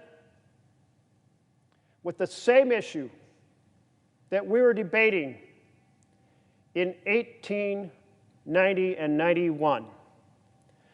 The House said set national standards so every American can vote, and the Senate would not give unanimous consent to get to a final vote, and contributed to 8+ decades of discrimination in our country, of corrupted elections in our country, until the Voting Rights Act of 1965. I see a colleague here preparing to speak, and I haven't even begun my real speech yet, but I'm going to close to hand the floor to him, my colleague from Maryland. But let me summarize a couple points before I do so. I believe the Senate is far better off when the minority has the power to slow things down. I think that that is value to be able to have leverage to get amendments, to be able to negotiate a compromise, to be able to make sure a technical bill has been examined by experts and you understand what it really does, to make sure we've seen all the provisions, to make sure the public's seen all the provisions, to make sure the press has been able to investigate the provisions. All of that's incredibly positive. And it's why, whether I've been in the minority or been in the majority, I have argued we need to sustain 60 votes to close debate. And I still hold that position now, 60 votes to close debate by a vote. There have traditionally been 4 ways that a debate on the floor comes to a conclusion. The first is a break in the debate. At that point, I was struck when I asked the experts, is the chair allowed to call the question? And I was told not only can they call the question, they have the responsibility to call the question when there's a break in the debate. So a break in the debate is one. The second is by unanimous consent. Everyone agrees, we've been at this long enough, let's do 4 more amendments and then go to final passage. And there's a unanimous consent agreement to do that. And we still do that quite often. The third is to have a vote on closing debate, and we have to get 60 votes. It's not a ratio of those who show up to vote. So the irony is those who want to debate often don't show up. You can have a vote 59-5 and the 59 lose. You have to get 60 votes. So the problem, and the fourth is Rule 19, which says every senator gets to speak twice. Now, as far as I'm aware, there's never been a debate in the U.S. Senate that was finally brought to a close by everyone using up their 2 speeches. But it always hovers there, saying there is an eventual ability to vote on the question. These are the 4 traditional strategies. We need to apply those 4 strategies to a period of debate addressing final passage of the bill. The cloture motion would still be there. The possibility of a UC would still be there. A break in the debate would still be a break in the debate, and a UC would be UC. All 4 tools would still be there, but we'd be addressing final passage. Because the problem we have, the little kind of behind-the-scenes complexity of Senate rules, is that in the modern Senate, there is always a pending amendment. So you can't actually get to final passage unless you have a period of debate dedicated to final passage. A break in the debate would call the question on the amendment, not final passage. This means that those who want more debate could hold the floor for weeks and weeks on something they are determined to keep presenting to the American public. But it brings in the public. It brings in the public. They can weigh in on whether we are heroes or whether we're bums. They can weigh in on amendments we say we're going to bring up the next day. They can help us understand how folks back home feel. There is no public in the no-show, no-effort, invisible filibuster that we have had since 1975. There's no public. And there are no amendments, because amendments require supermajority closed debate, and someone says, well, my amendment, I'm not going to agree to that till my amendment gets up. There's no longer a social contract that you do your amendment, I'll do my amendment, we'll all do them, they'll all be on topic, it's gone. And so the number of amendments has dropped tenfold between the 109th Congress and the 116th Congress. The number of amendments dropped more than tenfold over that time period. Instead, the floor managers negotiate, the leaders negotiate, they produce a list and then ask everyone to agree to that list, and someone objects. You left out my amendment. So we, a room full of former House members and industry leaders, former governors, former speakers of their state House or presidents of their state Senate, all this talent sitting around here, people who have engaged in complexes, do nothing day after day after day while the invisible, no-show, no-effort filibuster destroys debate in the Senate of the United States of America. It is our responsibility to restore debate to this chamber, to restore amendments. So the advantages of the restoration are, number one, that you have amendments. Number two, that you have public debate. And number three, perhaps most important, you have an incentive for both sides to negotiate. Because under the no-show, no-effort, invisible filibuster that we've had since 1975, the minority of either side says, you know, if I can get 41 of our minority members to agree not to close debate, and all they have to do is not even show up to vote, or show up to vote if they like, but vote no, then the majority can never get anything done. And won't that enhance our political power in the minority party? That's an almost irresistible temptation in the tribal partisan warfare of today. So each minority is tempted into basically exercising a veto over the majority party's policy agenda. That is an eye for an eye, makes the whole world blind strategy. The Democrats sabotage the Republican majority. The Republicans sabotage the Democratic majority. But under the public filibuster, not only is the public involved, but the minority has to maintain continuous debate, which can be hard, so they have an incentive to negotiate. And the majority, seeing the time burned up that they need for other things, other policy bills and nominations, they have an incentive to negotiate.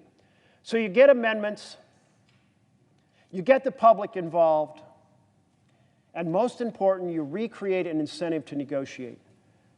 That is the reinvigorated filibuster strategy, the talking filibuster, or call it the public filibuster, or just call it extended debate on final passage of the bill. Whatever you call it, it is better than the paralysis and partisanship that are destroying the Senate's ability to address the questions that face this nation. And there is no more important question than defending the right of every citizen to vote.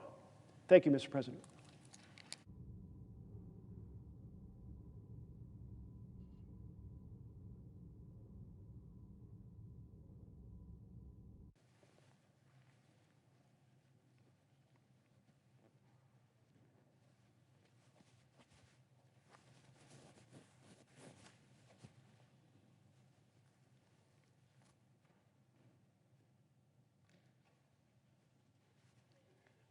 Mr. President. The senator from Maryland.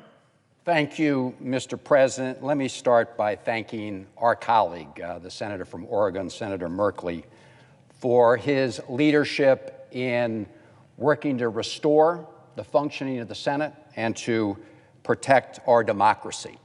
And we need both, and we need them now. Mr. President, it was just 12 days ago that we marked the one-year anniversary of the January 6th attack on this Capitol and on our democracy itself. It was a violent attempt to stop Congress from certifying the presidential election of Joe Biden and to overturn the decision of the American people. And it was inspired and instigated by the former president. And while that assault did not succeed in stopping us from counting the vote that day, the big lie did not die. In fact, the big lie has metastasized, it has spread, and its poison is seeping across the country. It is now taking the form of Republican-controlled state legislatures enacting laws that erect new barriers to the ballot box. And let's be clear, they are erecting barriers specifically designed to make it harder for people of color and younger voters to cast their ballots. As we saw in a federal circuit court case a number of years ago with respect to North Carolina, the court found that the state legislature had targeted African-American voters with surgical precision.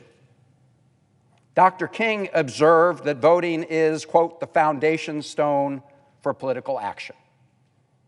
And he also observed that when the right to vote is impeded, a tragic betrayal of the highest mandates of our democratic tradition are betrayed. And what we see happening in state legislatures are not just efforts to put up barriers to the ballot box. They're also passing laws to authorize partisan operatives to interfere in the counting of the votes, and even to overturn the result after the count. So laws to interfere with the casting of the votes and laws to interfere with the counting of the votes. That's what's happening right now and 19 legislatures around the country have already enacted these kinds of laws. So, Mr. President, yes, our democracy was under attack right here on January 6th of last year. But 1 year later, the evidence is clear. The big lie is alive, and our democracy is still under attack. It's under attack by those seeking to implement the big lie in state legislatures. It's just the venue that has changed. When we reconvened here after the attacks of January 6th, I said on this floor that what we witnessed is what happens when we don't stand up together as Democrats and Republicans to confront the big lie. Now, over a year later, we have another chance to stand up together. To meet this moment and to protect our democracy, we need to take action here and now. That's what the Freedom to Vote Act does. It establishes minimum standards to ensure equal access to the ballot box across the country. It guards against partisan election meddling. It ends gerrymandering nationwide, and it ends secret money in elections. And it contains the John R. Lewis Voting Rights Advancement Act to restore the protections guaranteed in the Voting Rights Act of 1965. That's what it does. And, Mr. President, we are well within our rights as federal lawmakers to write and pass these bills. The relevant portion of Article 1, Section 4, Clause 1 of the Constitution, I have that here, clearly states the times, places, and manner of holding elections for senators and representatives shall be prescribed in each state by the legislature thereof, but the Congress may at any time by law make or alter such regulations. The Constitution specifically empowers us to pass these laws to protect voting. So enough of the specious argument I've heard so many times here on the Senate floor that these bills somehow represent an unconstitutional power grab. Far from it, the framers expressly empower the Congress to protect federal elections. Now, all 50 members of the Democratic majority, the Democratic caucus, support these bills to protect our democracy. I'm disappointed that as of this moment, not one member of the Senate Republican caucus plans to join us. In fact, we know that there are 16 Republican senators here today who voted in 2006 to reauthorize the Voting Rights Act. Today, not a single Republican senator will stand up and support these bills. Mr. President, that's a very sad and bad sign of this moment in our history. I accept that each and every senator has the right to cast their vote on bills however they choose. That's the way democracy works. But what is happening now is very different. Republican senators are using the current version of the Senate rules to block a vote on these vital measures to protect our democracy, to prevent this body from having a final vote on the Freedom to Vote legislation and the John R. Lewis Voting Rights Enhancement Act.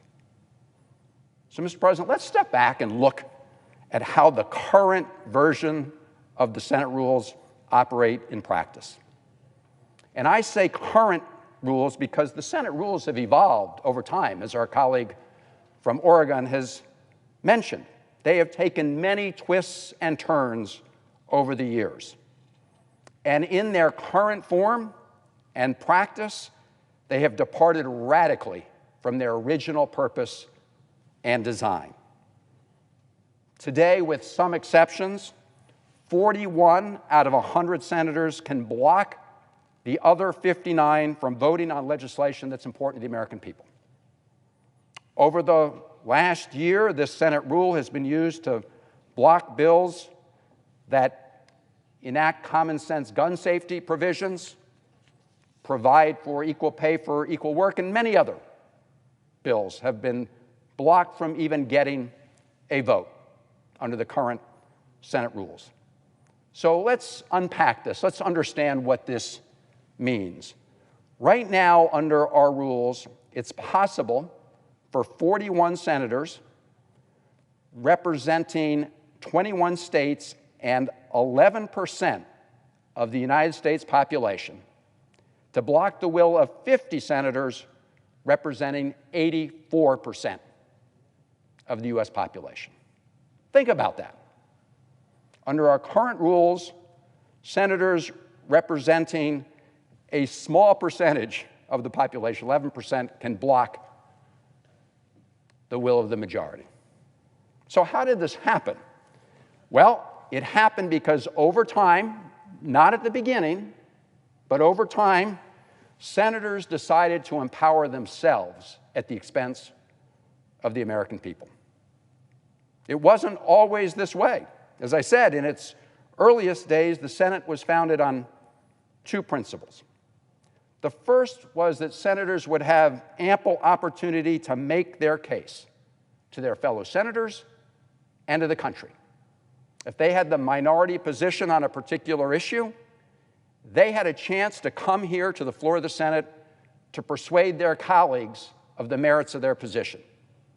And maybe in the process, have the whole country turn to their side of the debate and influence the ultimate result. So the senators were given the opportunity for prolonged debate to ensure that all opinions were heard and considered before the final vote. In fact, as my colleague from Oregon mentioned, each senator was able to deliver 2 speeches on a particular question on a single legislative day. But after all the views were heard, after prolonged debate was ended, the Senate would move to a majority vote. That is how the Senate earned its reputation as the world's greatest deliberative body. Nothing could be further from the truth, that truth today. We have very little debate on the Senate floor today, real debate where senators engage on the big questions of the day. In fact, the minority of senators who oppose legislation pending before the Senate can block it without even coming to the Senate floor to debate. They don't even have to come here to make their case to their fellow senators or the American people. Don't even have to show up to debate.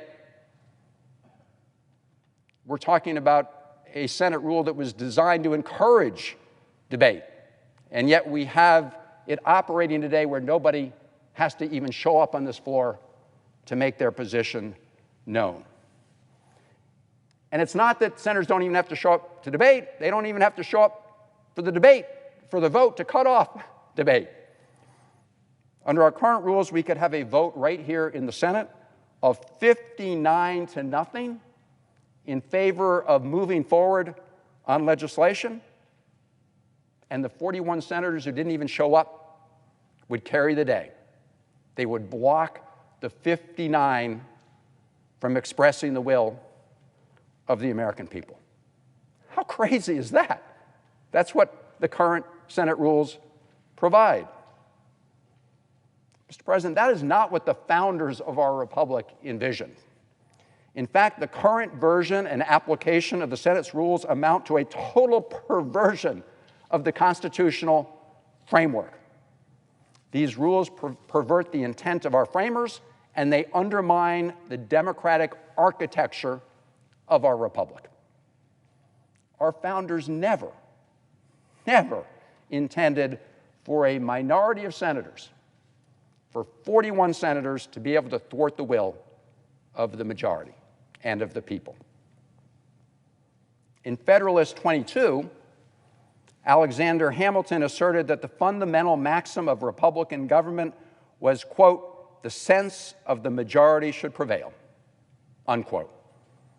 And even more clearly right on point was James Madison in Federalist 58, where he directly warned against requiring more than a majority for a decision in the legislature,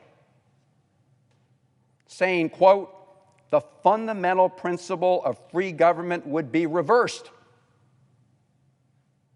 It would be no longer the majority that would rule. The power would be transferred to the minority," unquote. This is James Madison, key architect of our Constitution and the framework of this republic.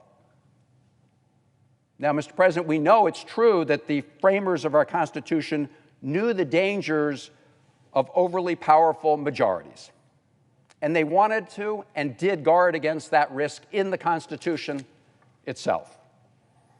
That's why the framers diffused power among the people, among the states, and within the federal government to protect minority viewpoints in the country. In the Bill of Rights, our founders clearly said that each American has certain unalienable rights that no government action can take away, not by a vote of this Congress, not by an order of the President, not by anybody in the executive branch. That's the Bill of Rights. Our founders also created 3 co-equal branches of government, constrained by a system of checks and balances. It's all right here in the Constitution. And within the legislative branch, they didn't create one unitary body like most parliaments today. They created 2 separate bodies, the Senate and the House of Representatives, and a totally independent executive branch with the president directly elected by the people through the Electoral College. Now, Mr. President, I think it's worth pointing out that the Senate contains built-in protections for the minority by its very structure. The 2 senators from Wyoming represent 578,000 of our fellow Americans. The 2 senators from California represent 39 million of our fellow Americans. 2 senators from Wyoming represent 578,000 people. 2 senators from California represent 39 million Americans. But here in the Senate, each of those senators, whether from Wyoming or California, have votes of equal weight. We can do the math, the political math. People of Wyoming are already exerting influence here in the Senate way out of proportion to their share of the American population. That's in the structure. But if you layer the current version of the Senate filibuster rule on top of the Senate structure and on top of the other protections for minority rights enshrined in our Constitution, you further nullify the will of the American people. You nullify the will of the majority of our fellow citizens. That's why the anti-majoritarian, anti-democratic small d Senate rule is nowhere to be found in the Constitution. You can search high and low, it's nowhere to be found here. In fact, as I said, our founders were very clear about allowing the majority sentiment and vote to prevail in the end. And they were very clear in this document, the Constitution, exactly when to require a supermajority vote. It's right here. 2/3 vote of all members is required to convict and remove a president. A 2/3 vote is needed to expel a senator. 2/3 needed to override a presidential veto. 2/3 vote to concur on treaties. 2/3 to amend the Constitution. That's it. That's what's in the Constitution of the United States. Our founders did not envision a Senate where the normal course of legislative process and business could be permanently blocked. by a minority of senators. There's nothing in here about needing 60 out of 100 votes to pass legislation like the Freedom to Vote Act. There's nothing in our Constitution about a Senate where 41 out of 100 senators can routinely block the will of the majority and subvert the will of the American people. James Madison expressly warned against requiring supermajorities for legislation. Yes, for treaties. Yes, for removal of a president. Not for the normal course of legislation. So where did the current Senate rule come from? It is a total invention of senators that empowers individual senators by disempowering the overwhelming majority of the American people. That's what it is. Think about this in the context of the Freedom to Vote Act. The duly elected President of the United States won over 80 million votes, won the Electoral College, is in favor of it. A majority of the House of Representatives, representing the majority of the American people, is in favor of it. 50 United States senators representing 62% of the American people are in favor of it. But the bill is being blocked by a minority of senators representing a minority of the American people. And think about this, Mr. President.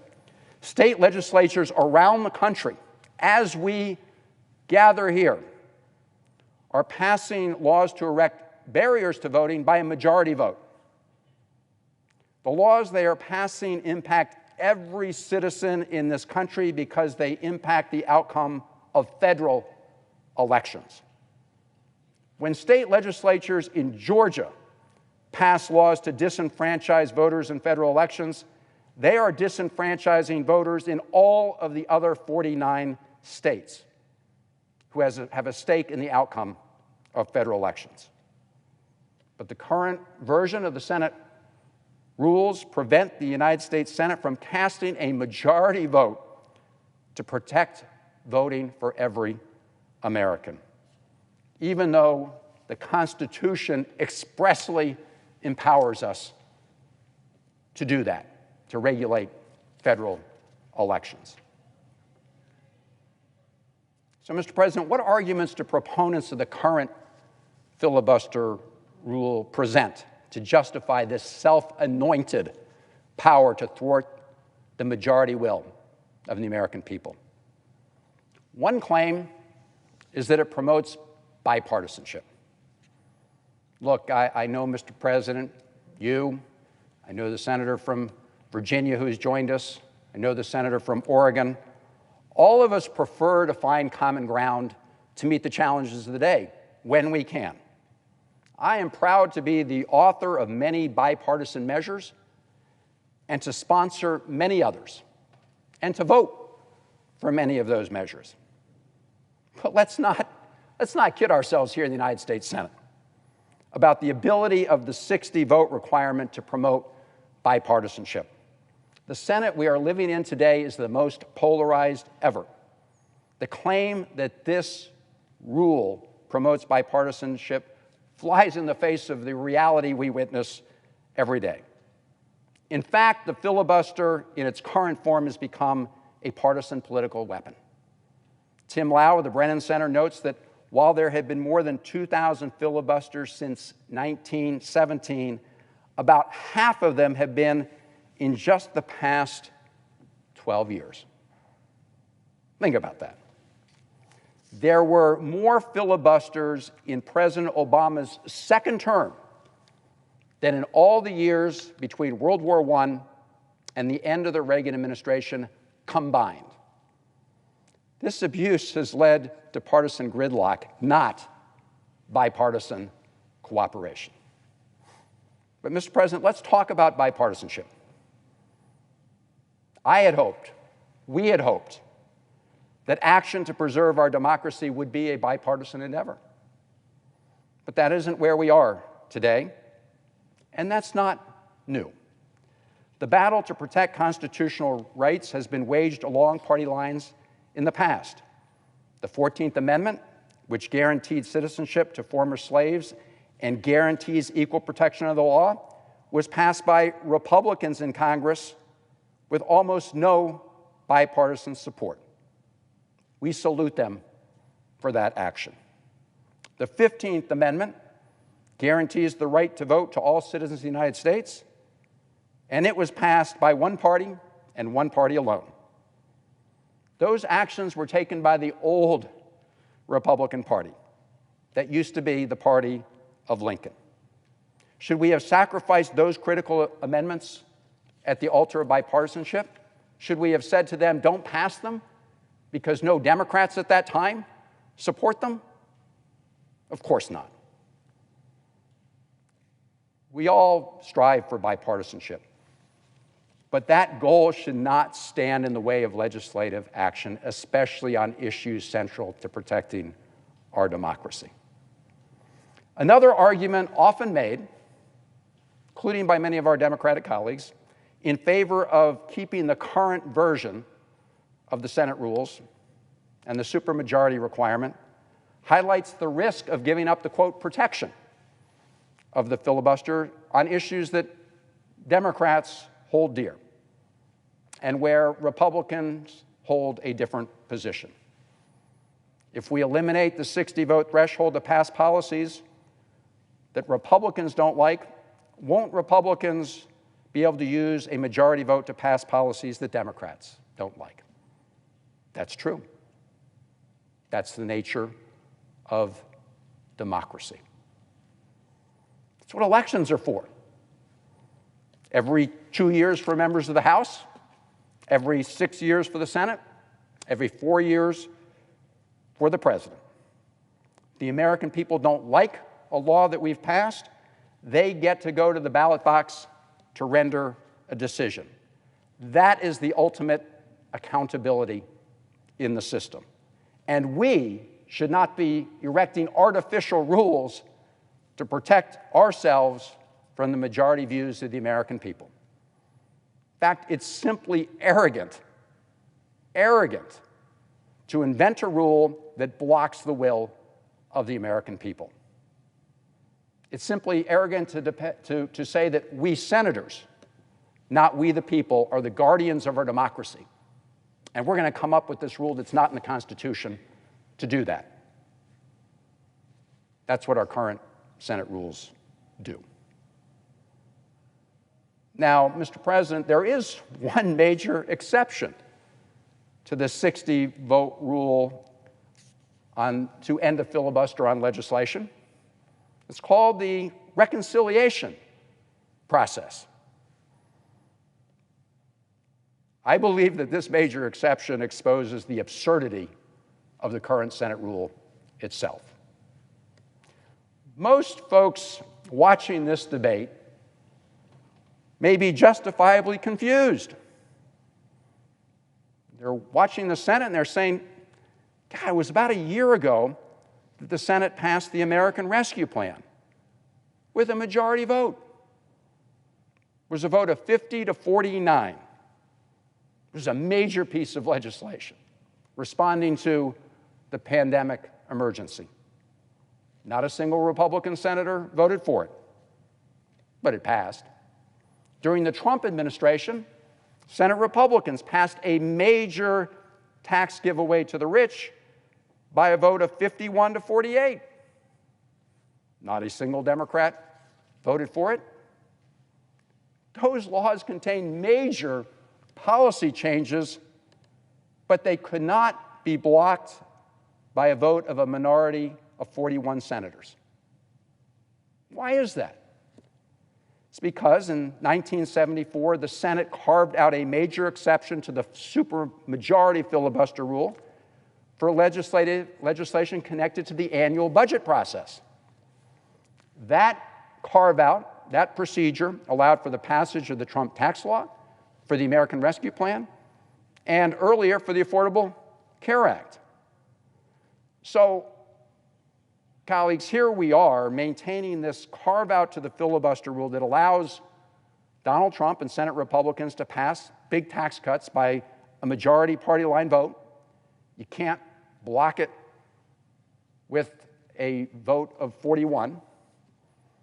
It allows us to pass important things like the American Rescue Plan using the same procedure, but our rules don't allow us to pass bills to protect our democracy. That's absurd. Anyone paying close attention to the rules would see how absurd that is in a great democracy. And it needs to change, and it needs to change now. Each day that we maintain the current undemocratic Senate rules that allows 41 senators to block the will of the majority, we allow state legislatures to continue their assault on democracy. And we prevent our own democracy from working the way it was intended. Mr. President, the American people sent us here to get things done, to move the country forward, and the overwhelming majority of them are crying out for us to protect the future of our democracy. That's why we must amend the undemocratic rule that empowers 41 of 100 senators to disempower the majority of the people in our country. And I support the proposals put forward by our colleague from Oregon, Senator Merkley, that takes us back to the original design and intent of the first Senate and the framers. Debate. Everyone gets a chance to make their point. Convince your colleagues, convince the American people. But as James Madison said, at the end of the day, a great democracy must have a majority rule subject to the conditions already applied and set out in our Constitution. So I urge my colleagues to join us in restoring the Senate to its original purpose and then to pass the Freedom to Vote Act, including the John R. Lewis Voting Rights Advancement Act, to protect our democracy. Mr. President, I yield the floor.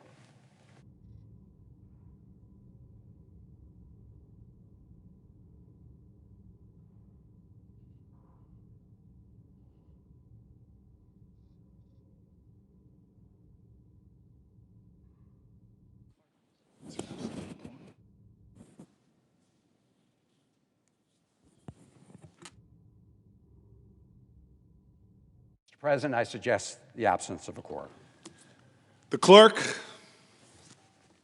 will call the roll.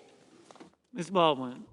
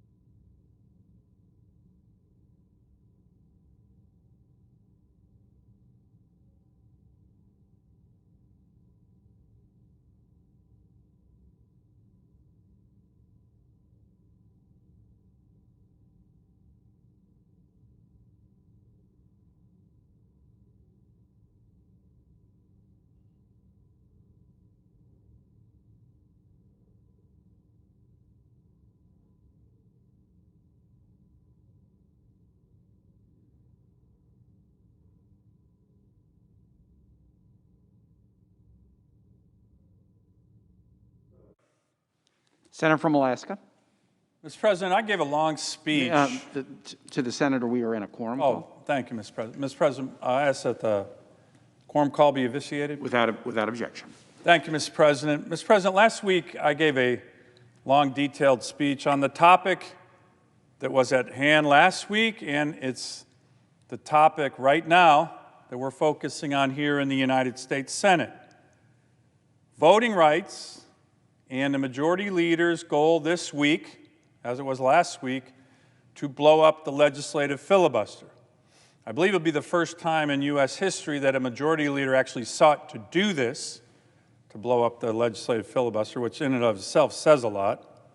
This would, of course, change the Senate, change the country forever. A lot of speeches on that. There will be many more speeches today, tomorrow, Thursday on these important topics.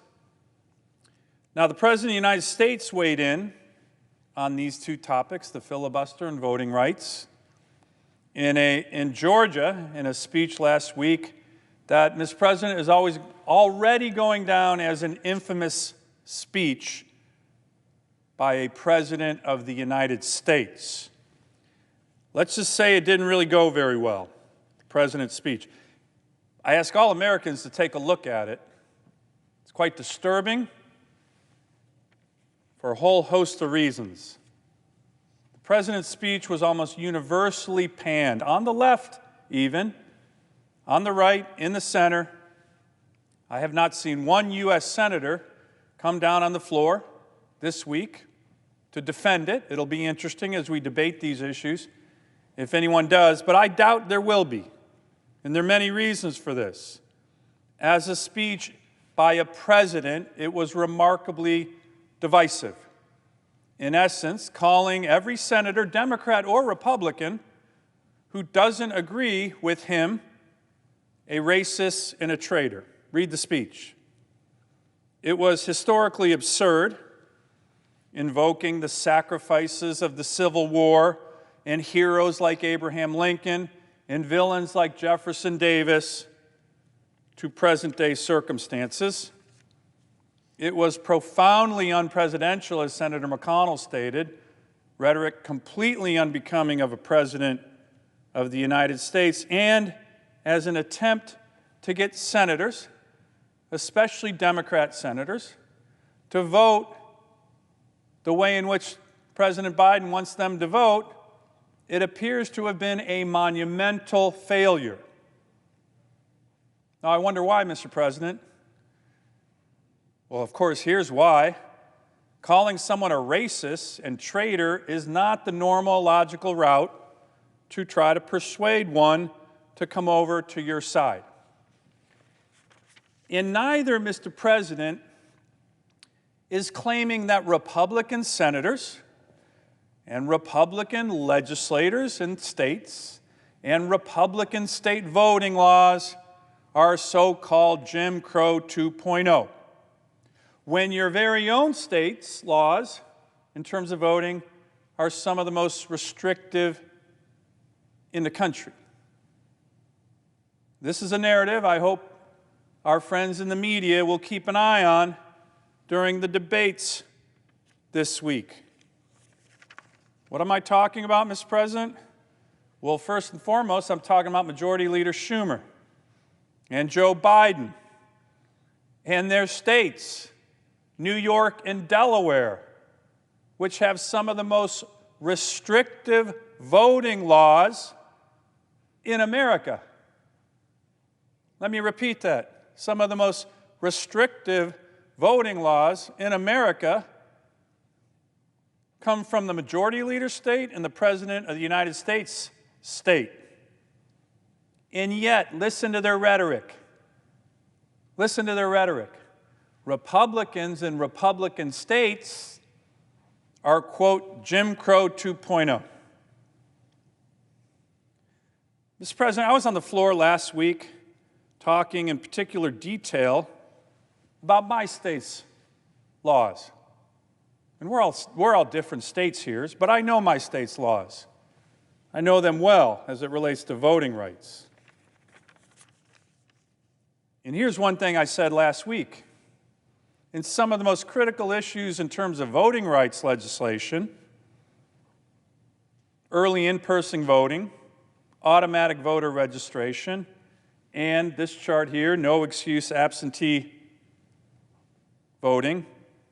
The Republican state of Alaska, the great state of Alaska, has voting laws that are significantly more expansive than the laws of New York, than the laws of Delaware, than the laws of Connecticut, than the laws of Massachusetts, and the laws of New Hampshire. It is a long list, Mr. President, a long list.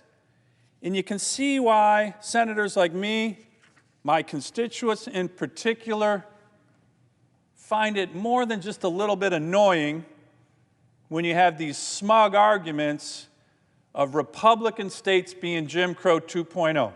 Let me give you another particular one as it relates to New York, the majority leader's home state. My state has no excuse absentee voting. We've had that for many, many years. Many years. Now, the state of New York just had a statewide referendum to have same-day voter registration and no excuse absentee voting to meet the high standards that we have in Alaska. Now, the people of New York recently rejected that. I don't know why. I'm not from New York. I'm sure they had what they thought were good reasons to do that. But if the majority leader keeps coming down calling Republican states that restrict voting Jim Crow 2.0, is he going to go to Times Square and call his own constituents Jim Crow 2.0 relative to my great state? Because they just rejected doing this, restricting voting rights, according to the logic of the majority leader and the President of the United States.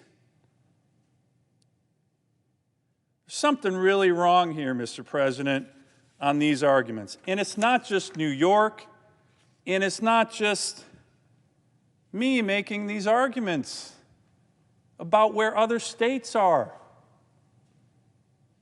And again, my argument here is not to say, well, everybody should be like Alaska. In the Constitution, the founders gave the states the fundamental right and obligation and responsibility to design their state's laws in terms of voting.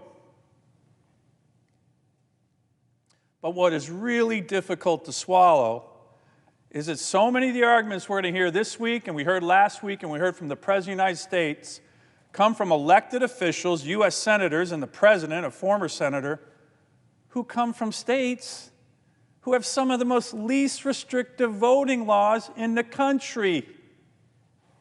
And again, Mr. President, it's not just me making this argument. This is an article, Mr. President, I submitted for the record last week from the Atlantic magazine. The Atlantic magazine, not a Republican mouthpiece by any measure. I'm going to read extensively from this article. Came out last year because it really makes the point I'm trying to make. Quote, Biden has assailed Georgia's new voting law as an atrocity akin to Jim Crow in the 21st century for the impact it could have on black citizens. But even once the GOP-passed measure takes effect, Georgia citizens will have far more opportunities to vote before Election Day than their counterparts in the president's home state, where 1 in 3 residents is black or Latino. To Republicans, Biden's criticism of the Georgia law smacks of hypocrisy. They have a point, says Dwayne Bensing, a voting rights advocate with Delaware's ACLU affiliate. The state is playing catch-up, the state of Delaware, in a lot of ways. The article goes on, Mr. President. Quote, Delaware isn't an anomaly among Democrat state strongholds. And its example presents the president's party with an uncomfortable reminder.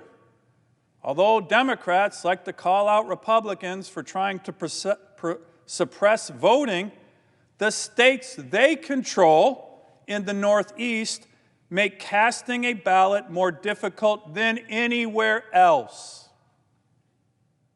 Mr. President, I'm going to read that again. I'm going to read that again. Because it's an issue that no one's talking about. And it really smacks of hypocrisy when I see some of my colleagues down here making these great arguments about Jim Crow 2.0 in Republican states. Here it is again. The Atlantic. Quote, Delaware isn't an anomaly among Democrat strongholds, Democratic state strongholds. And its example presents the president's party with an uncomfortable reminder. Although Democrats like to call out Republicans for trying to suppress voting, the states they control in the Northeast make casting a ballot more difficult than anywhere else, unquote. Then the article goes on to say, quote, Connecticut has no early voting at all. Holy cow, my state has early voting. We've had it for years. And New York's onerous rules force voters to change their registration months in advance if they want to participate in a party primary. And by the way, New York just rejected what Alaska has. Jim Crow 2.0 in New York, who knows? Maybe, according to the president's logic. The article goes on. In Rhode Island, Democrats enacted a decade ago the kind of photo ID law that the Democratic Party has labeled, quote, racist when drafted by Republicans. A little bit of hypocrisy there. Article goes on.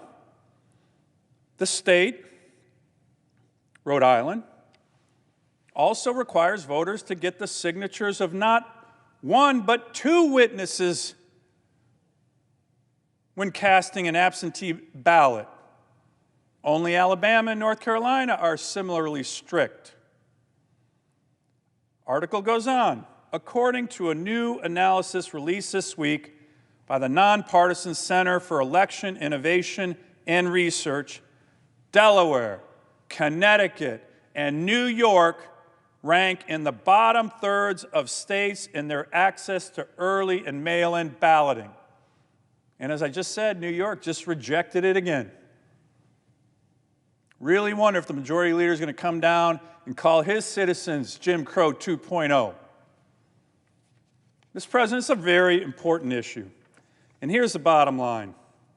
Before any of my Democratic colleagues come to the floor this week with their insults, with their smug, offensive, inaccurate arguments about Jim Crow 2.0, racist, traitors, mimicking the President of the United States last week in Georgia, I want my colleagues to come and answer this simple question, a very simple question.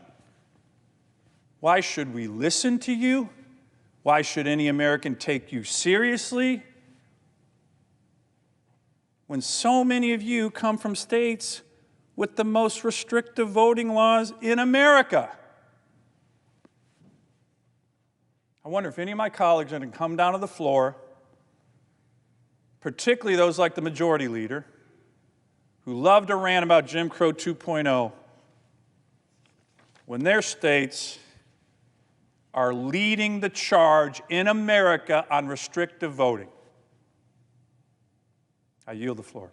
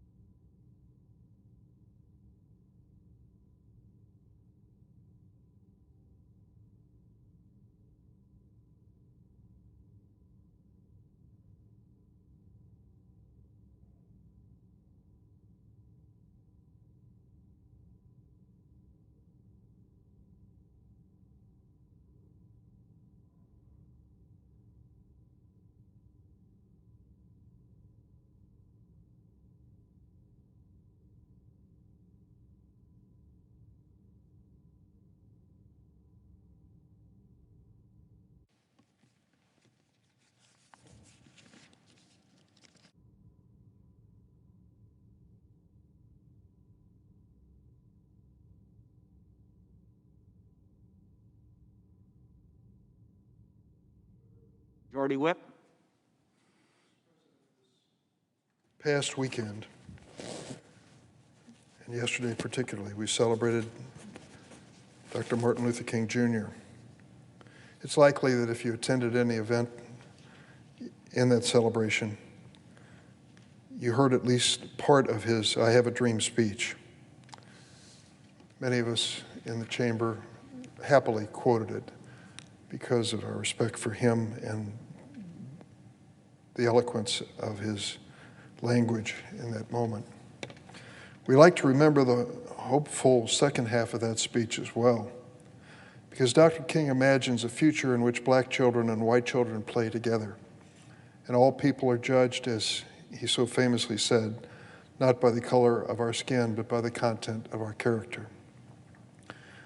However, many often forget or worse ignore the first half of the speech, in which Dr. King noted the painful irony that 100 years after President Lincoln signed the Emancipation Proclamation, the, quote, promissory note of our Constitution and Declaration of Independence for black Americans, he said simply, it's become a bad check, which has come back marked insufficient funds. An earlier generation of Republicans and Democratic senators had the courage and the conscience to face and begin to change that shameful act. It was here on the floor of this chamber in 1965 that the United States Senate voted 77-19 to pass the Voting Rights Act, outlawing state practices that denied millions of Americans, particularly black Americans, the right to vote. It is worth noting that it was a strong bipartisan vote and that percentage-wise, a greater number of Republicans than Democrats voted in support of it. The white Democrats from the South were notorious at that time for opposing it and opposing the civil rights movement. Well, over the next nearly 50 years, the Voting Rights Act was reauthorized 5 times, and that bipartisanship continued during the entire period. Each new version of the Voting Rights Act renewed the promise and the protections of that law, and each reauthorization was signed into law by a Republican president. Sadly, in more recent years, things have changed in an awful way. We have witnessed a sustained effort to chip away the protections guaranteed to every American under the Voting Rights Act of 1965. Mr. President, I grew up in East St. Louis, Illinois, and a trip to St. Louis was a big deal. And I can remember my mother, who was an immigrant to this country, had only an 8th grade education, though she had self-taught herself into a much higher level of learning. But I can remember my mother always pointing out the St. Louis courthouse to me. If you're familiar with the terrain, the arch wasn't there when I was growing up, but where that arch is today, just behind it, is this famous St. Louis courthouse. And we'd be driving over the Eads Bridge, and she'd say to me, now you see that St. Louis courthouse up there? That big white building, you see it? And you see all those steps that you can see from here? Yes? They used to sell slaves on those steps. I found it incredible that my mom would say that. She was not a historian, or as I mentioned, formally educated, but she knew that, and she knew that was the significance of that building. It was also the courthouse where the Dred Scott decision was argued. I say that because the Dred Scott decision, that infamous decision handed down in 1857, may have been the tipping point when it came to our Civil War.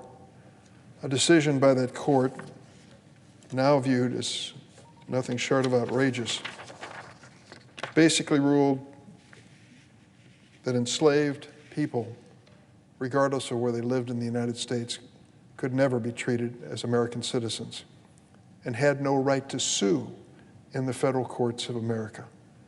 Despite state decisions to have free states and slave states, despite the Missouri Compromise, the Supreme Court in the Dred Scott decision basically came down clearly on the side of enslavement and said that for example, the Missouri court doctrine of once free, always free did not help Harriet and Dred Scott, who had had the good fortune to live in free states as part of their lives. That decision by the Supreme Court was a seminal decision in the history of our country. It's often noted the role that it played in the events that transpired afterwards. I think of that decision when I think of what has happened in recent years in the Supreme Court. 9 years ago, in 2013, the Supreme Court issued its decision in Shelby County versus Holder. That Supreme Court decision essentially nullified a key provision of the Voting Rights Act, Section 5. Prior to the court's ruling in Shelby County, Section 5 required that localities with a track record of disenfranchising voters of color through tactics like poll taxes and literacy tests would have to seek federal approval for any changes they made to their voting rules. That requirement is known as pre-clearance, and it could have, I believe it would have, prevented many of the restrictive voting provisions being enacted in states like Georgia and Texas today. Just this past summer, the Supreme Court weakened another key section of the Voting Rights Act with its decision in Brnovich versus DNC. With these distorted rulings, the Supreme Court has fueled state-led efforts to suppress voters, particularly voters of color. In fact, Supreme Court Justice Elena Kagan wrote in her dissent to Brnovich, quote, "In the last decade, this court has treated no statute worse than the Voting Rights Act of 1965. Mr. President, you know what has happened across the United States in 19 different states. I think because of decisions like Shelby and Brnovich, these states have been emboldened. They don't believe that they're going to be held accountable for decisions they're making that restrict the right to vote the way they would have been before those decisions. And those who come to the defense of those states and their practices come to the floor of the Senate and predictably argue states' rights. States' rights. I heard it over the weekend on some of the talk shows. I don't know if there's a copy in here. Well, there is. I was hoping there'd be a copy of the Constitution in this desk I'm visiting.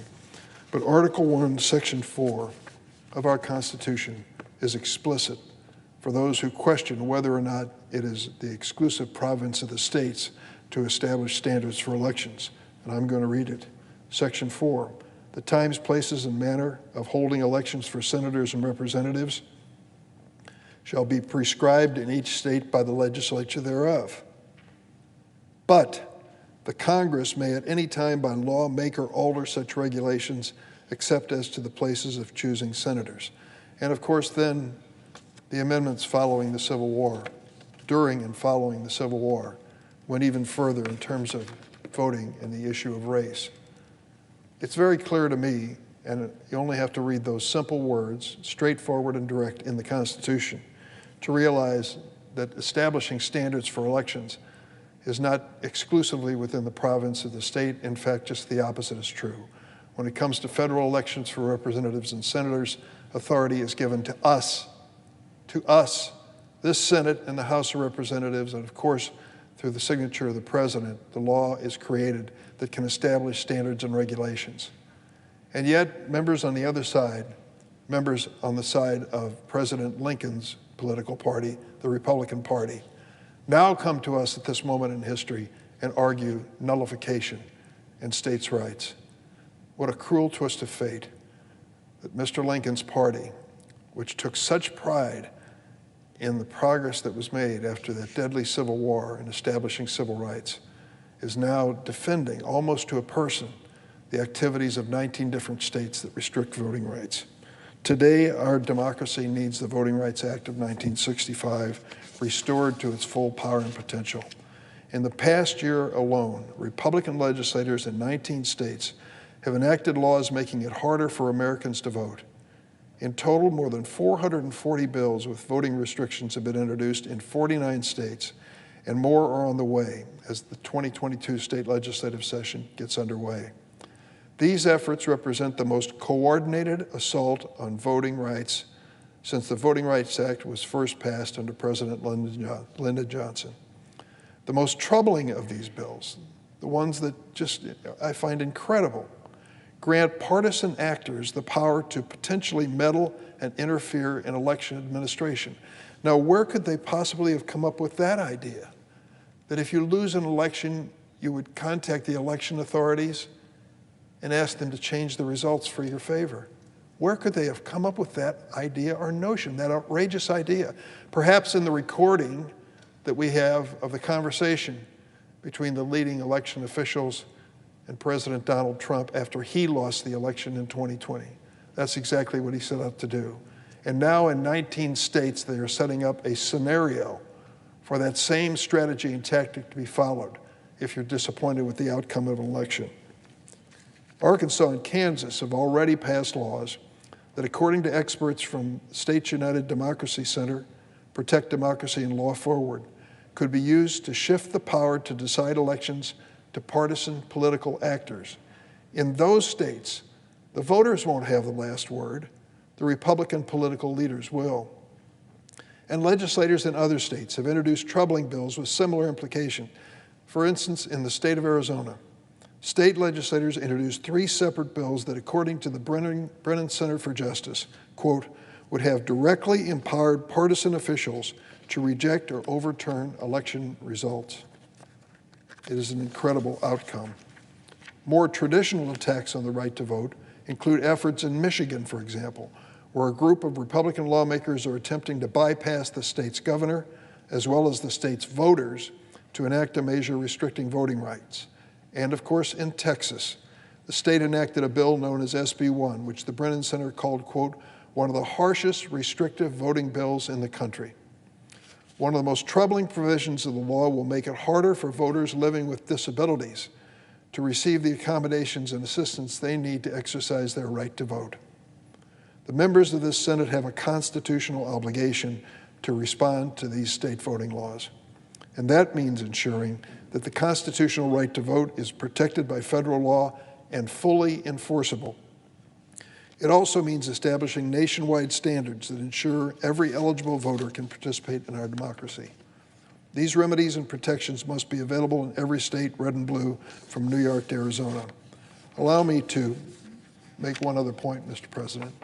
I've heard my Republican colleagues make the argument, well, take a look at the states across the blue belt of America. States like Delaware and New York. They don't go as far as the law that's being suggested by you Democrats. For example, same-day registration for those who want to show up and establish their voter registration on the day of the election. This bill is going to require it. The state of New York doesn't have it. The state of Delaware doesn't have it. In fact, the state of Illinois doesn't have it either. Well, my message to them is good. Let them get it. It's a good, positive way to expand the opportunity to vote.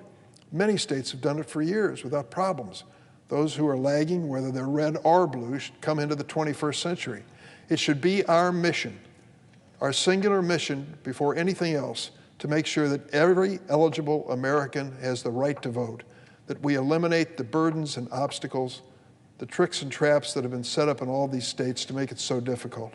And we ought to be singularly embarrassed as a nation as we look at the film and all the videos and all the programs on Election Day that show African Americans standing in line hour after weary hour to exercise their right to vote, while many white voters just scoot through in the same localities in the same states.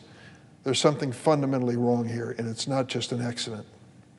Last year, I joined with a bipartisan group of our colleagues to introduce the updated John Lewis Voting Rights Advancement Act. This legislation would restore and strengthen the Voting Rights Act of 1965, one of the most important pieces of legislation in American history. And truthfully, this should once again be a bipartisan, unifying endeavor. It hasn't been that long ago that Republicans and Democrats stood together and agreed that this was the right thing to do, to make sure that there was no discrimination against American voters. The last time we did this was 6 years ago, in 2006, and on a nearly unanimous basis. One of the Republicans who voted, I said 6 years ago, it's 16 years ago, one of the Republicans who voted in support of it was the senior senator from Kentucky, now the Republican leader, who said at that time when he voted for the reauthorization of the Voting Rights Act in 2006, quote, "This is a piece of legislation that has worked," close quote. Well, let's make sure it can keep working. I hope that my colleagues will come together in a bipartisan fashion and join us in supporting the John Lewis Voting Rights Advancement Act, as well as Freedom to Vote Act. Join us in defending American democracy. Mr. President, I yield the floor. and suggest the absence of a quorum. The clerk will call the roll. Ms. Baldwin.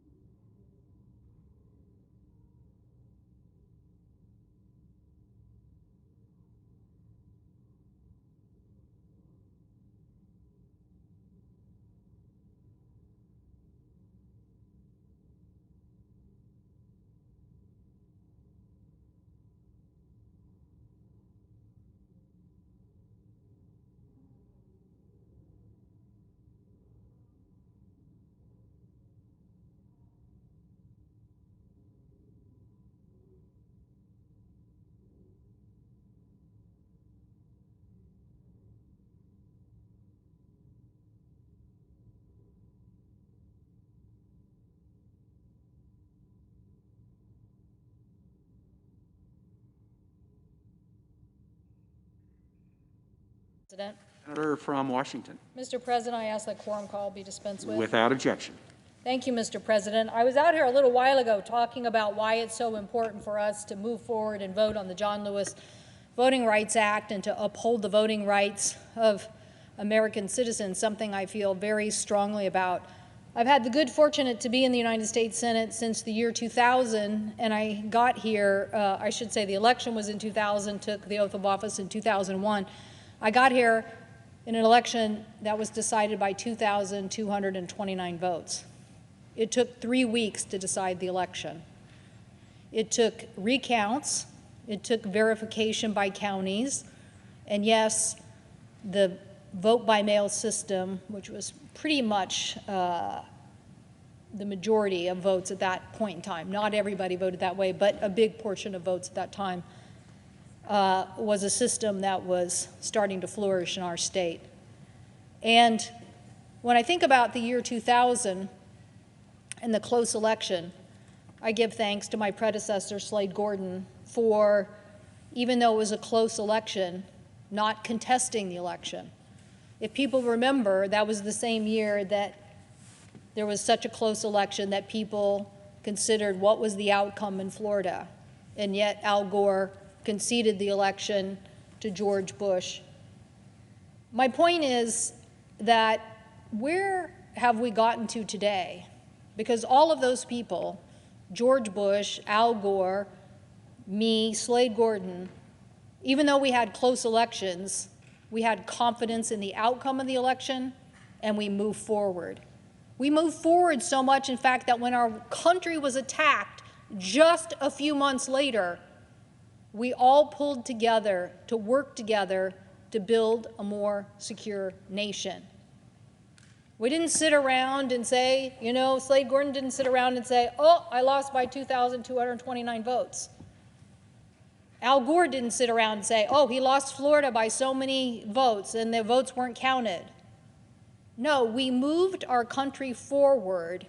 And here in the United States Senate, we even discussed voting rights, and we discussed our federal role, and we discussed what reforms we wanted to have in the system to build more confidence in our electoral system. We didn't disintegrate into voter suppression activities. Now, I can't say that there wasn't some, I now call it nostalgia. There were some who said, oh yeah, vote by mail, maybe we shouldn't have it. I remember one of our colleagues here on the Senate floor, he was saying, I so much like to go into the polling place. It's my patriotic duty. I like to sign my name. I like to get on with it. I don't want to get rid of that, and I don't like vote by mail. Well, myself and Senator Wyden, Senator Murray, and others successfully defended vote by mail, and we can see today where it has now been more embraced in the United States of America, and more than the nostalgia that my friend had.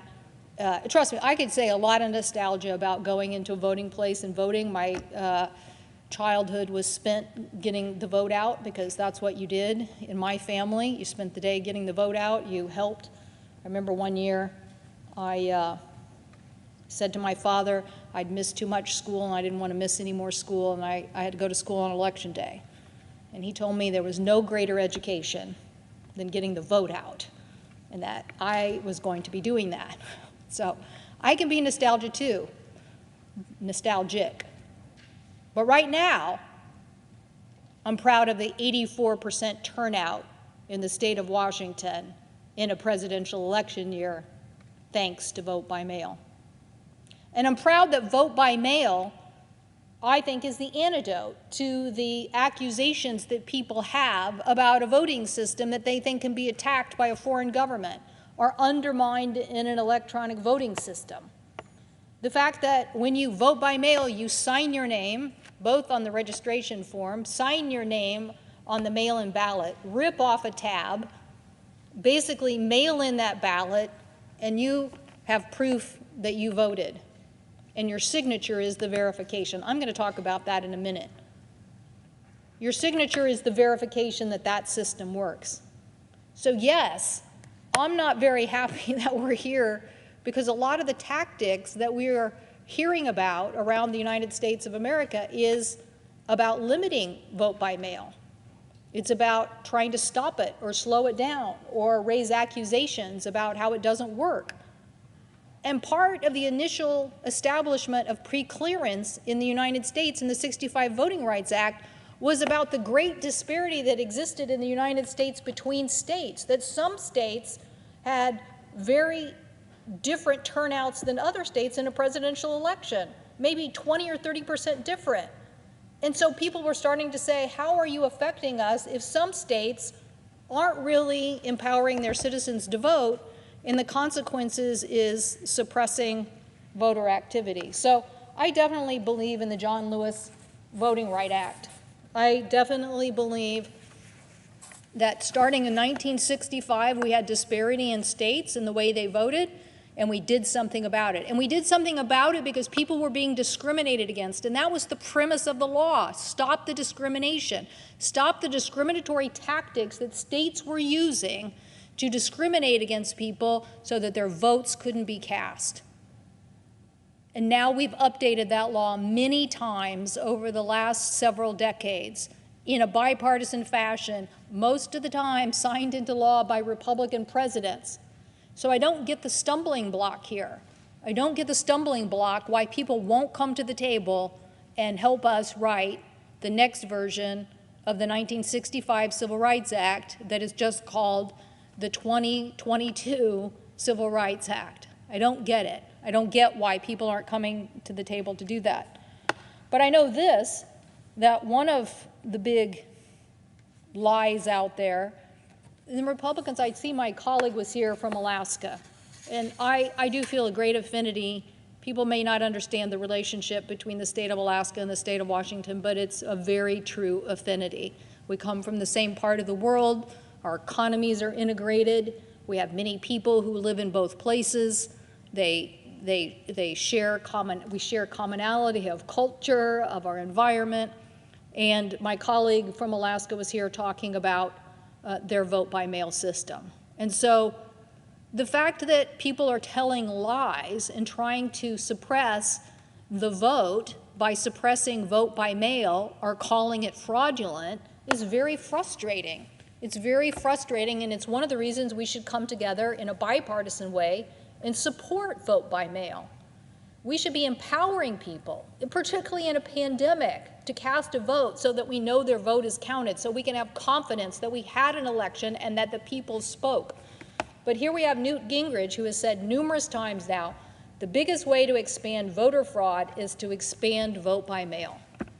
Now, he said that on Fox News. He said it's been quoted in the paper. He's not said it once. He's said it several times. Or maybe they just keep doing the same clip over and over again. And then his next line, which I didn't put on a chart, is, and the Democrats want universal access to vote by mail. Well, not sure what's wrong with vote by mail. We're going to talk about that because I'm not sure what's wrong with vote by mail. Like, seriously, I've seen it over the 20 years I've been in office, expanded in our state and in Oregon, and now used as the majority of the way that people vote. And so I don't take kindly to his comments or to the former president's comments that somehow this is a fraudulent system. It's not. First of all, I've got a lot of charts here, Madam President, so you'll have to excuse us. First of all, when you get a voter registration form for vote by mail, it says right on the form, you must be a citizen of the United States of America to vote. You must be 18 years of old the next election, or 18 before the special election. That's what it says right on the form. There's no mistaking about it. There's no ifs, ands, or buts about it. You are going to sign your name and attest to these issues. In fact, the attestation basically says, knowingly providing false information about yourself or the qualifications for voter registration is a Class C felony, punishable by imprisonment or a fine up to $10,000 or both. That's a pretty hefty fine. That's a pretty serious issue. I don't think most people are going to say, oh, I want to help perpetrate voter fraud because I want to go to jail or I want to pay this fine. And the notion that somebody illegally in the United States is going to sign up for this, most of these people are just trying to earn an income and stay on a low profile. I don't think any of them, if you're an illegal immigrant and you sign up for vote by mail and you vote by mail, you will be deported. You'll be deported. So I don't think people are out there doing this voluntarily because they think this is some great way to game the system. In fact, the statistics that were just done by a major report shows that there's less than 1% of voter fraud in this system. It's not really this notion that the former president would like to perpetrate. Well, the biggest reason why vote by mail works is what's here, but you don't see it. I guess I should sign my name. Because right here, I declare the facts on this registration form are true. I'm a citizen of the United States. I live at this address for at least the last 30 days before the election which I'm going to vote in. I'm old enough to vote in that election, and I understand that under the jurisdiction of the Department of Corrections, you can't currently be serving a sentence for a felony conviction or incarcerated for a federally or out-of-state federal conviction. Okay, right there, you have to sign your name right below that. So this attestation and requirement, oh, by the way, part of the requirement on the form that you get is you also have to put in your driver's license or an ID. Now, in many states, you're moving to this driver's license, enhanced driver's license requirement, which you have to prove you're a citizen of the United States. Not every application you get at a driver's license office, you have to prove that. But this is the information on your voter registration card that you have to prove that you're attesting to the fact that you are a citizen of the United States. It is information that can be searched. So now we come to the actual ballot. I don't know if we have a copy of the ballot here. Oh, well, we'll have to go grab one of those. But on your ballot, you do the same thing. You get a ballot. Your ballot has to have that signature on it. You vote who you say you're going to vote for. You put it in a privacy envelope. You stick it in another envelope, and you mail it in. So at the county auditor, they match that signature that you signed on your voter registration card with the signature on that ballot. And that is how they know you are who you say you are. Now, that's no different really from most of the way voting has worked in our country for decades. When you go into the polling place, they ask you for your name. You go to a book. If you've noticed, your name and address were there in a blank space, and they say, sign your name. Most Americans probably never noticed at the top of that page was also an attestation that said, if you're lying about who you are, yeah, you're going to pay a fine and you're going to jail. So when you went to a polling place and you signed your signature, they went back and saw if it was the signature that you had on your registration card. So vote by mail is replicating that same system. An application card matched to a signature on your ballot. And that is what happened. Now, that is not to say there isn't attempts at fraud. Not to say that there isn't attempts at monkey business, because there is. But it says the system is based on something that is safe and secure and can be validated. I'm going to shock some people, I'm sure, by saying this. But when I went to vote in the last election, somebody had requested several ballots in my name. Several ballots in my name. I'm sure it was ill intent. There was nothing good about it. And when I looked to see that they hadn't counted my ballot, even though I had voted very early in the process, I became alarmed and I called the auditor and said, why haven't you counted my ballot? And he said, several people have filed ballots under your name. I am sure ill intent and monkey business by somebody.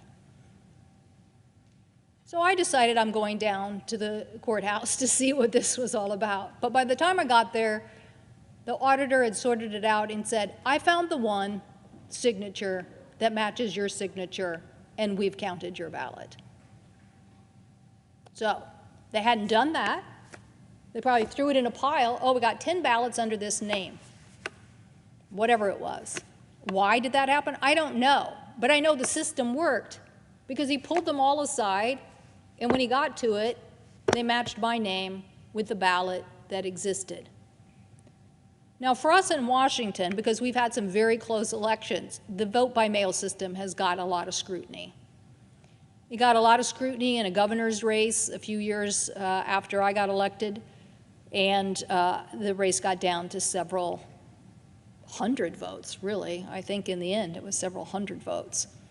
And, you know, we had people, you know, admitting that they had voted for dead spouses. We had all sorts of things at the end when people knew that the level of scrutiny. Most elections aren't that close.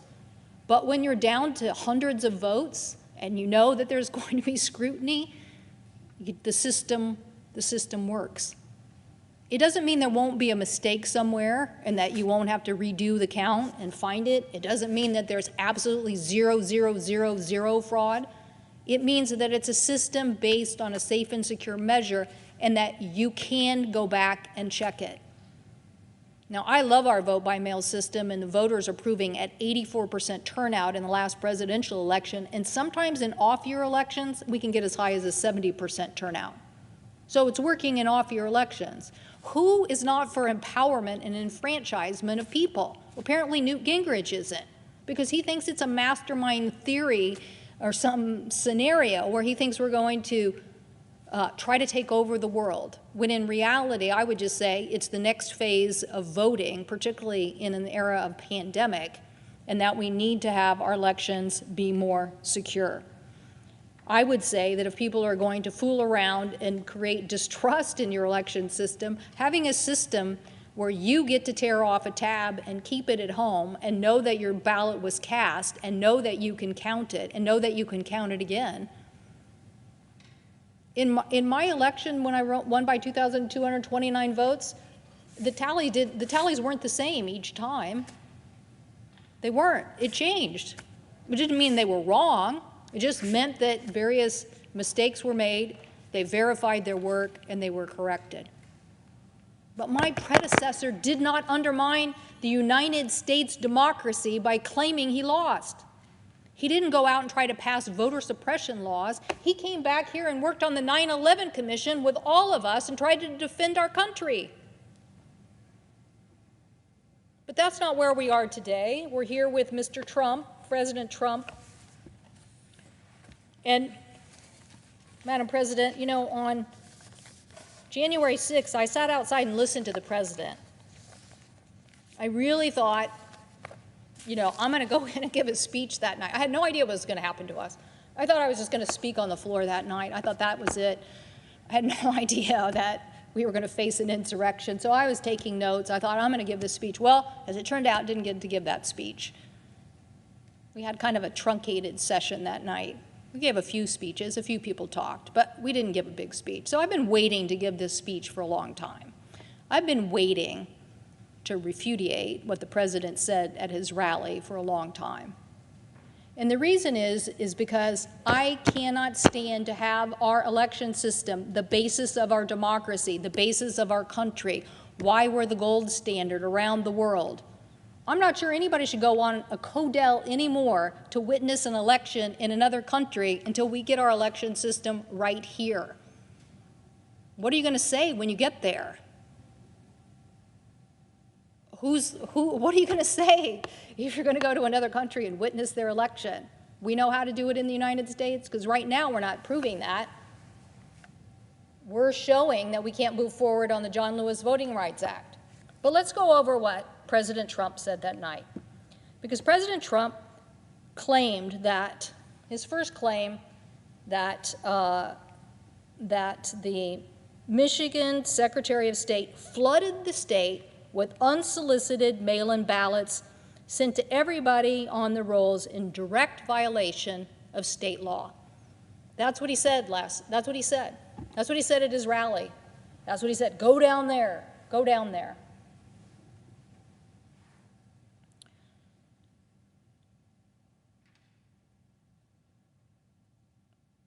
You know, there's moments in this craziness. There's moments in this craziness when you realize there are people who will stand up. And I'm not trying to embarrass anybody. But I was probably the last person to leave this chamber.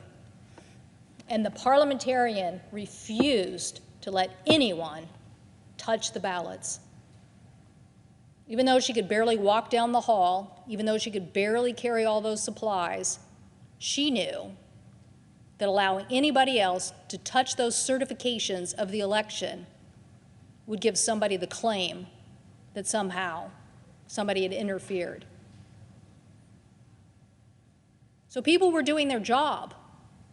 And in this case, the Secretary of State, in response to a 2018 vote by the people of Michigan, they approved, in a vote by the people, a no-excuse absentee voting law. That's what the people of Michigan voted for. So the Secretary of State sent out ballots. Some people didn't like that. Some people challenged it. And in September of 2020, the Michigan Court of Appeals upheld the decision that the Secretary of State, citing the Constitution and their authority over elections, that they had the authority to mail those ballots. The Supreme Court of Michigan didn't take up that case. They didn't refute it. So it's false. He's trying to say mail-in ballot applications were illegally sent. It's not true. The people voted for it. The Secretary of State did her job. The courts upheld it. He tried to say 17,000 ballots were cast by deceased voters. Okay, I mean, to say nothing of the fact that there are probably a lot of people with the name of John Brown in Michigan. Like, there's lots of people by the same name.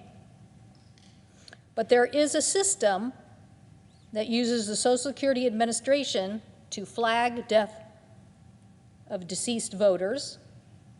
And ballots in this case who have died are not counted in the Michigan election. In the state of Washington, if you cast a ballot and you mailed it and you died 2 days later and the election's not till the next week, your vote counts. Now, you can't mail it, your spouse can't mail it after you die and say, my wife intended to vote for so-and-so. No, no, no. But once you vote, once you fill the ballot out, and you put it in the mailbox or a ballot box, your vote is good even if you die the next day. That's our state. In Michigan, no. So they did not do this. They did not have this claim that the president had. And then he claimed the turnout in Wayne County was 137% of registered voters, or 139%, somewhere in there. Also not true. In Wayne County, it was 61% of the vote of more than 1.4 million registered voters. So all that he said about Michigan that night was false. It was false. And the courts upheld it. And it was just a big lie. Let's go to the president's state. Let's go to Wisconsin. Trump claimed 170,000 absentee ballots were counted without a valid absentee ballot application. Now, the president knows that your state is infamous, famous, appreciated for same-day voting. And in Milwaukee and Dane counties, a total of 170,000 people did vote absentee ballot in person in the 2020 election. They filled out an absentee ballot application, located it on the envelope like I showed, and sent in the ballot. So they know who those people are. They know that they were legitimate voters. They didn't vote without an application. They filled out the application as well. So this, too, is part of the big lie. And then Trump claimed that 100,000 ballots were backdated by U.S. postal workers. That's what he claimed. The U.S. Postal Service Inspector General investigation to the allegations, and all of the USPS workers and contractors refuted these allegations. There was no evidence. There was no evidence. There was no evidence that this occurred. And then the famous thing that the other side of the aisle constantly talks about, which I don't understand, ballot harvesting. They think that somehow this is going to lead to ballot harvesting. So Donald Trump claimed that Madison had 19,000 ballots were collected by human drop boxes.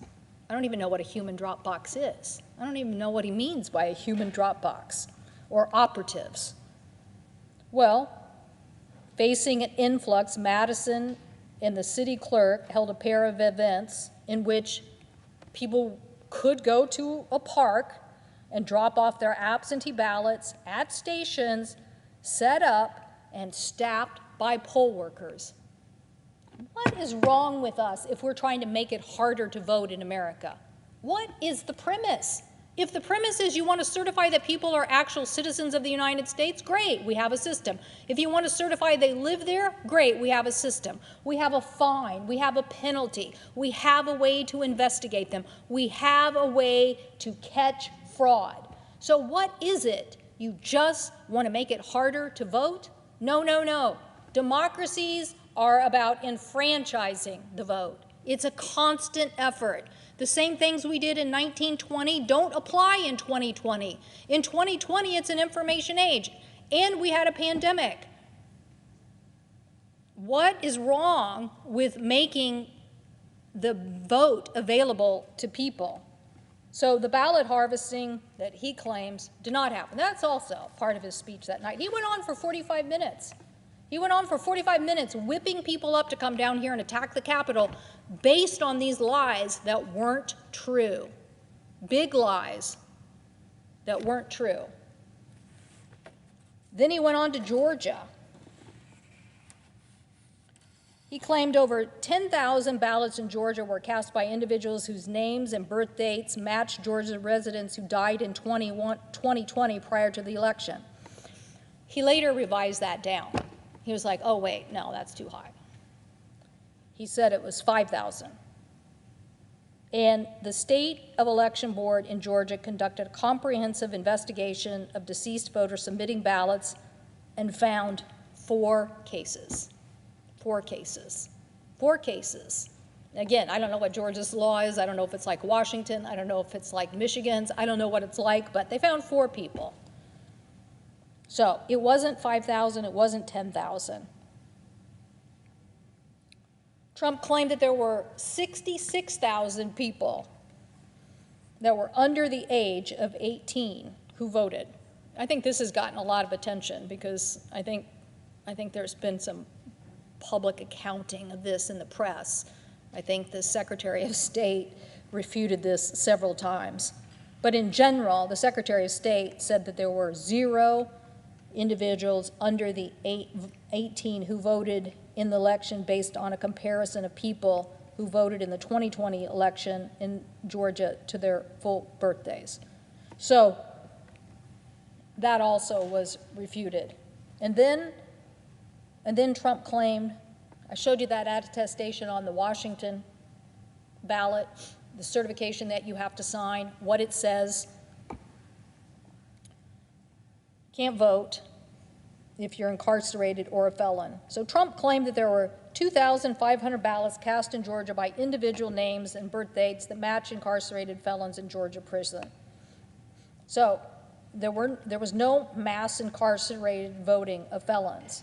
They did investigate and did find 74 potential felons who they think could have cast a ballot.